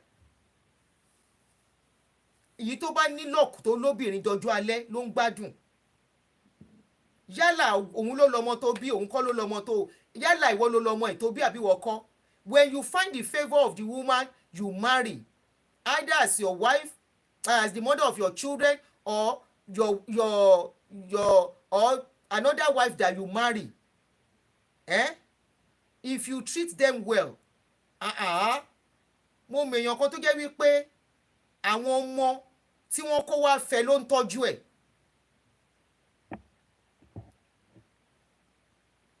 Okay, somebody said Paul Nwokocha, Igbo gospel singer, divorced the wife of his youth and married a younger woman. The woman showed him Shege Pro Max within 2 years. Now he's crying all over social media. Oh, mo rí story yẹn, but I didn't follow it all. I'm not saying all women are good o. Women náà ní tiwọn lọ́wọ́ o. Don't get me wrong. Women náà ní, and that is why we say if you see bele ṣe ríre tètè ya lọ, but if you stay too long until you become an abuser, you will not know.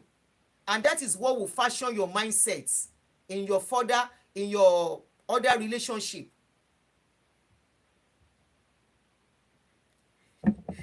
Tiwalọ́lá, wọn ò fẹ́ calling. Ẹgbẹ́ ọ̀pọ̀ èèyàn ọkùnrin ṣe fẹ́ calling. Àwọn èèyàn ti ń pè látẹ̀ nǹkan. Oh my God, sorry o. The number one is silence. Number yẹn wà silence in apology. Power on. Hello sis, you are on. Ṣé fẹ́ dá sétò ni? Connected.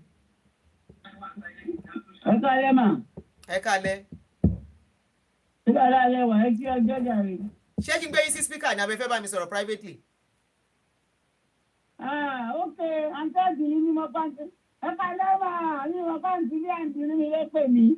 Ẹ̀yin lẹ pè ní mo rí miss call yín pẹ́ pè lẹ́ẹ̀mejì. Mo fẹ́ kí experience mi ni. Oh yeah, go on ma. Oh, he divorced his second wife. Ó ti di. Oh yeah. Nígbà tí à ń sọ̀rọ̀ ẹni tí nǹkan ṣẹlẹ̀ sí táwọn èèyàn sọ pé oògùn ni. Kọ́ tẹ́mi fẹ́ fàyọ ni pé kò kì í ṣe oògùn tó ló ti ṣẹlẹ̀ sẹ́mi fún ara mi tí mò ń sọ̀rọ̀ yìí. Ṣé rí ọkùnrin mi vulnerable moment tí Kúdí ló ba? Bẹ́ẹ̀ni, èmi náà sọ bẹ́ẹ̀. Ọkùnrin tó jẹ́ rí kó fẹ́ bẹ́ẹ̀ tó ń bẹ́ẹ̀ gbẹ́tọ̀ tó ń ṣe bẹ́ẹ̀ wá ní ọkùnrin yìí dáa. Bẹ́ẹ̀ni. Ọkùnrin mi máa dé bí áńgẹ́lì. Ẹ máa wò fún ọkùnrin yìí èèyàn máa ní o. Bẹ́ẹ̀ni. Mi ti tún ìlú ọkùnrin rí. Ọkùnrin yẹn nìkan ló mọ nǹkan tó wà nínú ara ẹ̀. Oníkùn ló mọ̀ọ́kà. Oníkùn ló mọ̀ọ́kà. Nígbà tí mo bá rọ́kùnrin tí mo wà ní èmi tí ẹ pé kò ṣe pé mo sì kì í ẹ́nìkù. Tí mo wà nínú tọ́lẹ̀tì àwa dúró sí ẹ̀ má ní bọ̀tà nínú tọ́lẹ̀tì. Tí mo wá dúró sí mi sí kí n tó gbé gbọ́ òsì bá mi gbé. Òun nìkan ló mọ nǹkan tó wà nínú ẹ̀. marriage of 16 years UK ni mo wà kò sanwó lé rí ọjọ́ kan because ìlú bòmí ló ń gbé kó tó wá join ní kí n tó bá wá ṣẹ́ mo ti sanwó lé mi lọ. Aunty, ẹ bá wa sọ English ẹ jọ̀ọ́ so that àwọn Yorùbá people can learn please. Kò ní dùn dáadáa àǹtí mi àdùn ní. Ó yẹ máa sọ Yorùbá yín ló ń gbà yẹn. So at the end of the day láàrin 1 year of the marriage ó ní òun ò tí ì rí irú obìnrin yìí rí kí n jẹ́ ká lọ ó dẹ̀ òun ká lọ ṣèyàwó ní Nàìjíríà o ó ní ṣùgbọ́n kò sówó lọ́wọ́ òun nígbà ní owó wà lọ́wọ́ mi. Èmi náà dẹ̀ fi mo ṣe lọ ná bíi almost £30,000 ká lọ fi ṣèyàwó ní Nàìjíríà nìyẹn owó mi ní èmi ní mo rájọ fún ọ mo tún lọ sí mo rájọ fún gbogbo àwọn àbúrò ẹ̀ siblings ẹ̀. But àwọn wo fíìmù yẹn lọ ó ń ṣe dáadáa pẹ̀lú mi ló pè pé ó ti rí pé eléyìí owó wà lọ́wọ́ ẹ̀ àti àdùnní bóòlù tó jí lọ́wọ́ mi kò ṣe £90,000. Kí ló mo máa wò pé kò sí nǹkan tí mo fẹ́ mú Nàìjíríà ni mo máa ń invest owó mi sórí gold ni mò ń tà mo jẹ́ ń lò fún rárá mi. So kọ́mọ̀ sọ pé oògùn ni oníkùn ló mọ̀ ká ẹni tó wá sínú relationship yẹn ló mọ̀ nǹkan tó fẹ́ wá jẹ́ ń bẹ̀. Kí Ọlọ́run tó bá mi tú àṣírí ẹ̀. Tó ọkùnrin mi bó ṣe wà lóbìnrin ló wà lọ́kùnrin ìfẹ́ tó gùn. Àwọn obìnrin tá a bá ti rọ́kùnrin tó àwọn obìnrin mi tá a bá wà gbọ́dọ́rẹ́gùn tá a bá rọ́kùnrin tó ń kẹwàá lójú tó ń kẹwàá lẹ́nu àbàrò pé èèyàn gidi òun nìkan ni ló mọ nǹkan tó fẹ́ wá ṣe. Ibi tí bottom line tí mo lọ ní pé Múdí ò gbọ́dọ̀ rí ní ìwé yẹn fún un. Ó bá ti lè rí ní ìwé yẹn fún un ó máa bọ́ síta á máa fi ṣakọ á tún máa bú lórí ìwé tó ṣe fún un. Tó yẹn ló mọ̀ máa torí èmi náà gbogbo nǹkan máa sọ pé Ọlọ́run máa dájọ́. Ìjọ tí mo ti ń wò yìí ni mo ti mọ̀ wípé kò ṣe gbọ́dọ̀ nǹkan kan dájọ́ tí àwọn kan kan fún ẹ ọ̀rọ̀ àmú nǹkan kájú ìgbàlọ́ rẹ̀. Bẹ́ẹ̀ ni o. Sorry. Ó yẹ kí ìfọlọ́pàá rẹ̀ sí ẹ̀. Kí ìfọlọ́pàá rẹ̀ sí ẹ̀. Mo ní Ọlọ́run máa dájọ́ kó máa lọ rẹ̀. Ìyẹn ló fi tún lọ káàkiri tó lọ ń bà mí jẹ́ ẹjọ́ tí bá fọlọ́pàá rẹ̀ sí ẹ̀ tí wọ́n ní kó máa pè é ó ṣe máa sanwó fún mi. Ṣé ó máa lọ sọ̀rọ̀ bàjẹ́ tó kíkú bí má rí ní ìwé fún nǹkan tó wà ó fẹ́ nǹkan lọ́wọ́ èèyàn ó tún fìyà jẹ ó tún fìyà jẹ wú àṣírí ẹ̀ fi tú ẹ ṣe máa ẹ pẹ́ fún wa nǹkan oníṣẹ́ mi yín o lágbára Ọlọ́run ẹ ṣe gbọmọ love you too. So for those of you who don't understand what she was saying, she said she has experience of the story, the case study we were using, that she got married to a man. She met a man who was very nice to her, and you know, the man suggested they got married, and she was the one paying the bills, and she spent all the money for them to get married. They came back to UK, and the man started stealing her things. That today they parted. That women should just be careful, even men too. That some people, you don't know the intention of why people come to you until they start showing their true color. So just guide yourself and be very careful. Oníkùn ló mọ̀ọ́kà. Oníkùn ló mọ̀ọ́kà. So somebody said the fact is that Kudi can't stop him from getting 10 years permanent paper. All she can do is to report to USCIS that is a fraud marriage. As long as he knows her signature, she cannot stop it. It's not that easy anymore. She can stop it. She has 2 years. If he has to do the 10 years, they would need some documents from her to show they are still together. It's not that easy anymore. I don't know when you did yours. They would need some document from Kudi to show they are still together. And if she doesn't produce that paper, and like you said, she can report. She can report, like you said, if she wants to. Okay, she can report, call them and say it's a fraud marriage, and provide evidence of all this abuse. They don't joke with things like that, and that will be it. But hey, but she has lost too much in that marriage for her to just walk away like that. It's going to pain her for life. She has lost too much. She spent so much. They said she had accidents. The money that she was paid for the accident, she gave it to the guy. You know, no. Òfin Mósè ló dá. Òfin Mósè ló dá. Ọlọ́run adájọ́, Ọlọ́run ò dájọ́ kankan. I'm not saying she should do òfin Mósè. I'm just saying my own. Ọlọ́run is not going to dájọ́. Ìdájọ́ ọwọ́ ló ti dájú. I'm not saying she should do ìdájọ́ ọwọ́ o. Why can you come into my life? You use me. You use me finish. You come abuse me. Pikin wey I come dey look for, na that one pain me pass. Say despite everything, you no even allow this lady get one pikin. 8 IVF failed. 8 IVF. 8 IVF failed. You no even help am. Say this lady wey help me reach this side, bó ṣe ràn mí lọ́wọ́ tó. Aunty Aduni mind they did not bóyá ìgbà yẹn but like somebody said pé tó bá report so kó má lọ dúró lórí pé wọn ò ní fún, maybe she should make report if she wants to. 8 IVF kò jẹ́ kí kó ẹyọ kan máa survive lórí wàhálà. If you are doing IVF, you need to relax. You can't be doing IVF and be having stress, having wàhálà. Kò ní dúró. 8 IVF, not even one child. Ibi tó ti dùn mí jù nìyẹn. Where is she going to start from? Ká lọ́mọ kan wá tí gbogbo ẹ̀ wá rí bó ṣe rí. A mọ̀ pé kò jẹun gbé. $60,000 lọ. $20,000 lọ. Kò ì kàwọn owó kọ̀ọ̀kan tó tún lọ.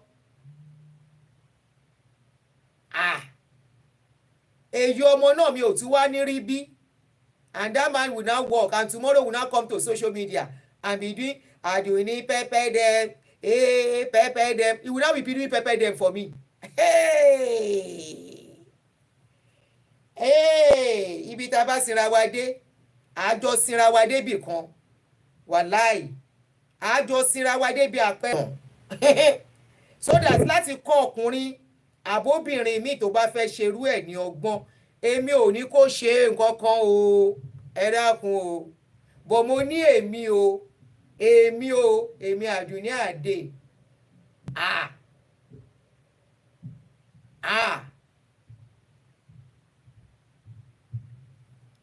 Àwa máa ṣe pẹ́pẹ́ dẹ̀mù fún mi nígbà báyé mi jẹ́ tán. Àwa máa ṣe pẹ́pẹ́ dẹ̀mù. Àjọ count lọ́ọ̀sì ni. Àjọ máa count lọ́ọ̀sì ni.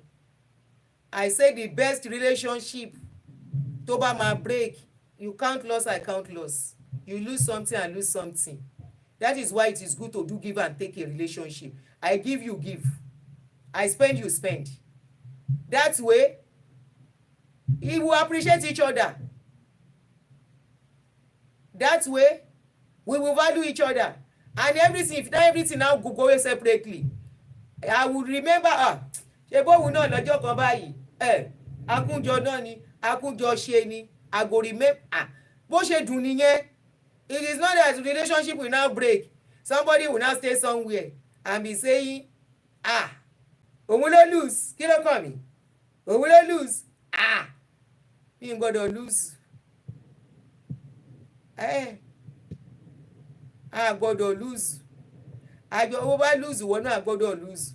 Èèyàn kò lè gbà tèèyàn kan jẹ́ kó wá máa lọ ṣe pẹ́pẹ́ dem kó wá go scot free. Kò dá bẹ́ẹ̀ yẹn, kò dá. Ọlọ́run ò dájọ́ kankan fẹ́ anybody. Ọlọ́run adájọ́, mo fà ẹ́ lọ́lọ́run lọ́wọ́, Ọlọ́run ló máa gbèjà mi jà. Èèyàn mélòó lọ́lọ́run gbèjà ẹ̀jà? Bẹ́ẹ̀ni tí bá ṣẹlẹ̀ sẹ́nìkan, it's not because pé torí nǹkan tó ṣe fún ẹ. Àfọwọ́fà ni. Ìwọ náà ṣe wọn bá tó bá lè ṣe. Kóhun náà máa là díẹ̀. Kó máa là kó mọ rírì nǹkan tó ṣe. Kẹ́lòmíì náà wá tún kọ́gbọ́n, some other people should learn.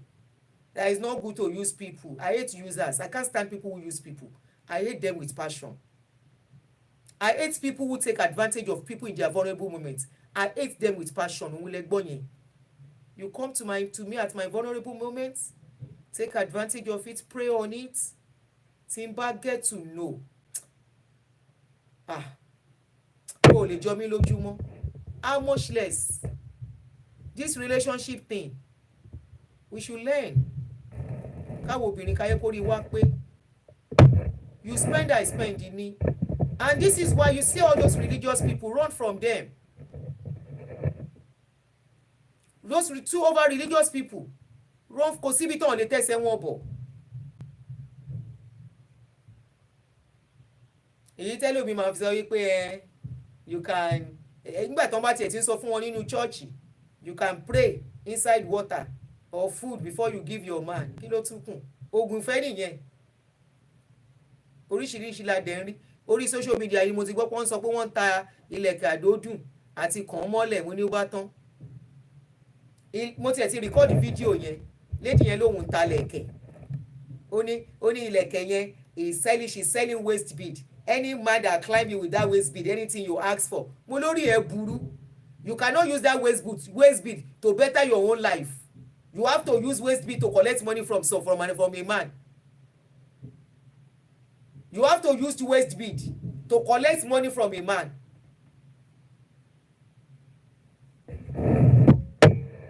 Why can't you use that waist bead to make money for your own life? Rather and company. Àwọn oní waist bead sọnù.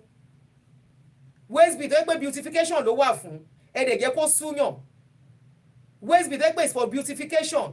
Kéèyàn wọ̀ kó beautify. Ọkùnrin máa ń like ẹ̀. Àwọn ọkùnrin kan like ẹ̀. Not for anything. Ṣẹ́kẹ́ yẹn. Ẹ wá sọ di nǹkan tẹ́ fi mú ọkùnrin mọ́lẹ̀. Any man that climb you with this bead is going nowhere.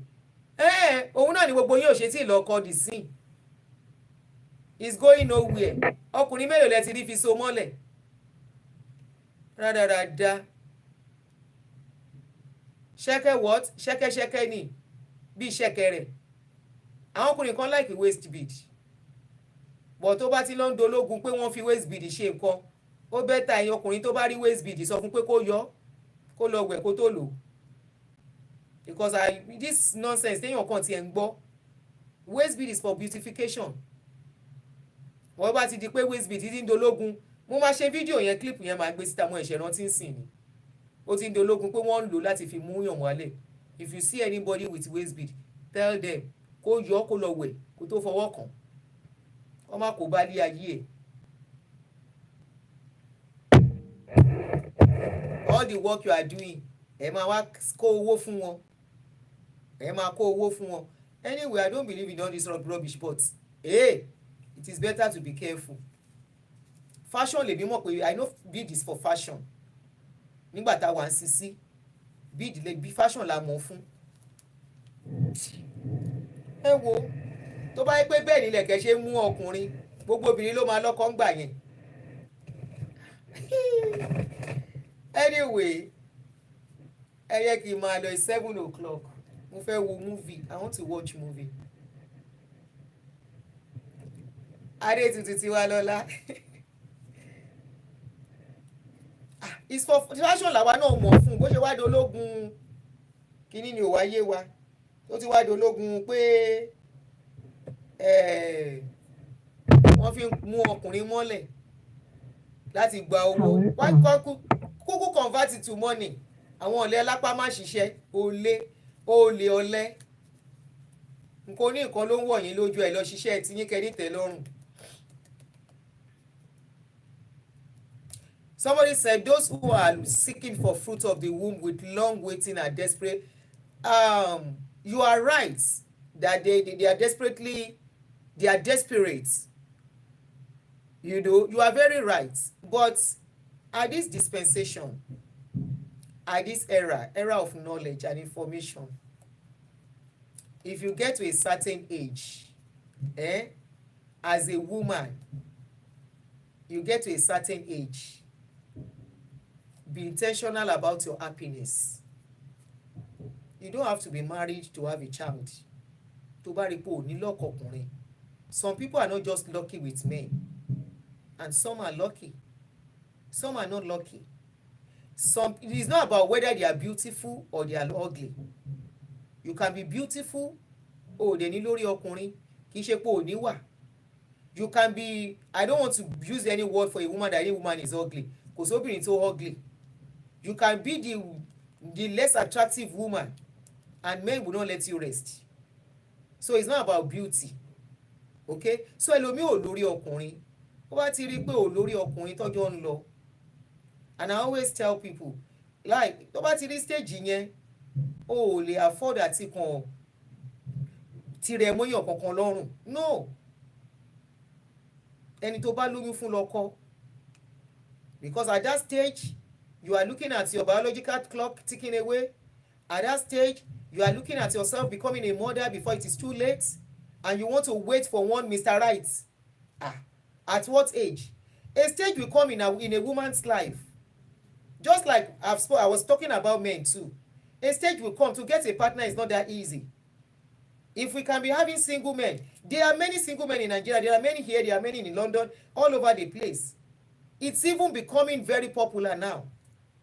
You get to a certain age, getting relationship is not that easy anymore. And for a woman tí ò bímọ rí, tó dẹ̀ ti ń dàgbà, ẹni tó bá bímọ fún lọ́kọ o ó bá lọ táyà rẹ̀ dáhùn síbì kan, ẹni tó dẹ̀ táyà rẹ̀ fún kò fẹ́ kó bímọ fóun. Àwọn ọkùnrin náà ń lo oògùn náà tán fi ní fóbìnrin lóyún. They don't have to use CD, they can use medication. Kí ni wọn ò dẹ̀ ní dọ́mọ, wọn kàn máa bẹ́ẹ̀ sùn ni, and you will be thinking you want to have a child. Wàá máa sáyílà yìí ló kiri. Ọkọ mi kìíní ẹ̀ wá okay, my husband is doing well, he is this, he is that. And at the end of the day, yes, kò ní sọ́mọ. The man is taking care of himself because kò fẹ́ kó bímọ fóun. We just said it. You don't know the intention of ẹni tó ń date, especially tó bá ti dàgbà. You don't know their intentions. Some are marrying people because they want documents. Some are marrying people because they see the woman is financially strong. Even women marry men because they are financially strong. Look at the case of Two-Face. Look at where Two-Face went to. Olówó ló lọ bá ọmọ olówó. That lady now, in her mind, Two-Face love ẹ ni. But Two-Face ń ta ségo. He wants to revive his career. So some men, you would think his thing is still working. Kìíní ẹ̀ yìí le. Omi lásán ló ń dà sí ẹ. Tí ò ní doyún, wàá wá máa try. Wàá máa sá kiri. Wàá máa lọ from one place to the other. No. Kudi's case, since she has been married twice, and it is issue of children that got her to that point. Sorry we have to say this, is to enlighten others, and she's a case study, it's unfortunate. You have gotten to that stage. I mean, you get to a certain stage, it is because of not having children that your previous marriages broke up. You don't have to go rush and tie yourself to a man. No. This is a man that has 5 kids already, and you think he wants more kid? Come on now. He wants more kid? No. He doesn't want more kid. He doesn't want stress. He just wants something from you that you cannot define. He wants something from you that you may not be able to place your hand on. So you are the one to apply caution. Don't live together until you become pregnant. And if you have tried him, doctors will tell you, if you are with a man steadily and you are still ovulating, you are still menstruating, you stay with a man 1 year, kò sóyún, something is wrong. 6 months, I mean, not 1 year. Kàmá ìwà sọdún kan. So, jẹ́ ká jọ lọ sí hospital and make sure you are the one that know the doctor, not him, so that he will not manipulate things, so that you know what is going on. Èmi ti mèèyàn kan, he didn't bother. The lady never knew. The lady never knew the man doesn't want kids. And she kept trying. She kept trying until she clocked 50 plus. The reality yẹn done. The man is not interested in having kids. Eléyìí ò tiẹ̀ bímọ rí, kò kàn fọ́mọ ni. Kò fọ́mọ. No, sorry, kì í ṣe pé kò fọ́mọ. Kíní ẹ̀ ò lè dọ́mọ. Kì í ṣe pé kò fọ́mọ. Kíní ẹ̀ ò lè dọ́mọ, ó dẹ̀ mọ̀, bọ̀ kò sọ fún ìyàwó. Ìyàwó dẹ̀ ń sá kiri, bó ni kò dé tán. Dókítà bá ní kó pè wá, a sọ fún ìyàwó pé kò sí nǹkan tó ṣe òun. Òun wà okay. Òun wà okay. And he has never impregnated anybody. So she made a mistake. You are about 45. Ìgbà yẹn, that is when you become intentional. Ó ti wọ 40 plus. òun dúró dọkọ ọkọ kọ́ ló nídìí mọ́ ọmọ ẹ yẹ ká bára wa sòótọ́ ọ̀rọ̀ obìnrin 40 plus ní even I was seeing a post ní on Facebook this afternoon that why is it that we have a lot of women, a lot of young ladies in their 35s as single ladies? Kama was of 40 plus. Few will be lucky, but not many will be lucky. Be intentional about your happiness. It's your own life. Define your happiness, define it. Do what will make you happy. Tọkùnrin kan bá wá dé tó bọ́ ọmọ kan lọ́wọ́ ẹ, so be it. Dànkó sọ pé òun dúró tó máa fi wọ 50. Òun dúró wọ 48. O ẹ̀ṣẹ̀ wá pàdé ọkùnrin. By that time, o ti wọ ovulation. I mean ovulation ẹ̀gbọ́n ti lọ. By that time, o ti wá ọ kíní. But hey, individual differences. But honestly, I remember when I was still having issue of having children. Tí mi tètè lóyún. Mo ti mi tiẹ̀ tí mo pa IVF fún gbà yẹn. Mo ti ń ro adoption, and I was in my late 20s then. Pé tí n bá fi lè dúró tí mo bá wọ 33, 34 tí n bá bímọ, I'm going to do adoption. As young as I was then, I'm talking about I was already thinking of adoption. Mo ń sọ̀rọ̀ how many years ago? Not kò tí ẹ ṣe dispensation yìí.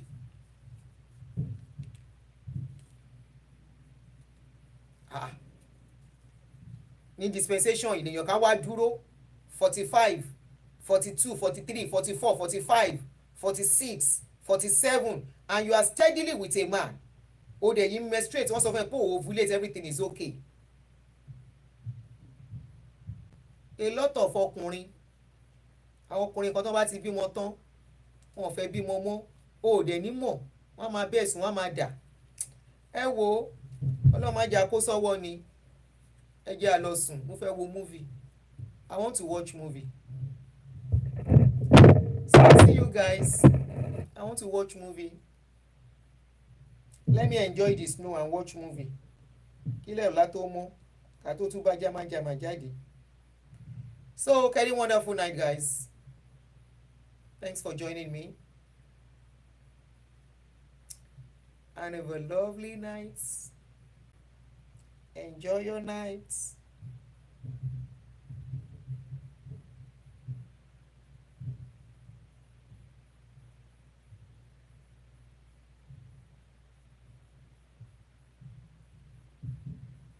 Ó dàárọ̀.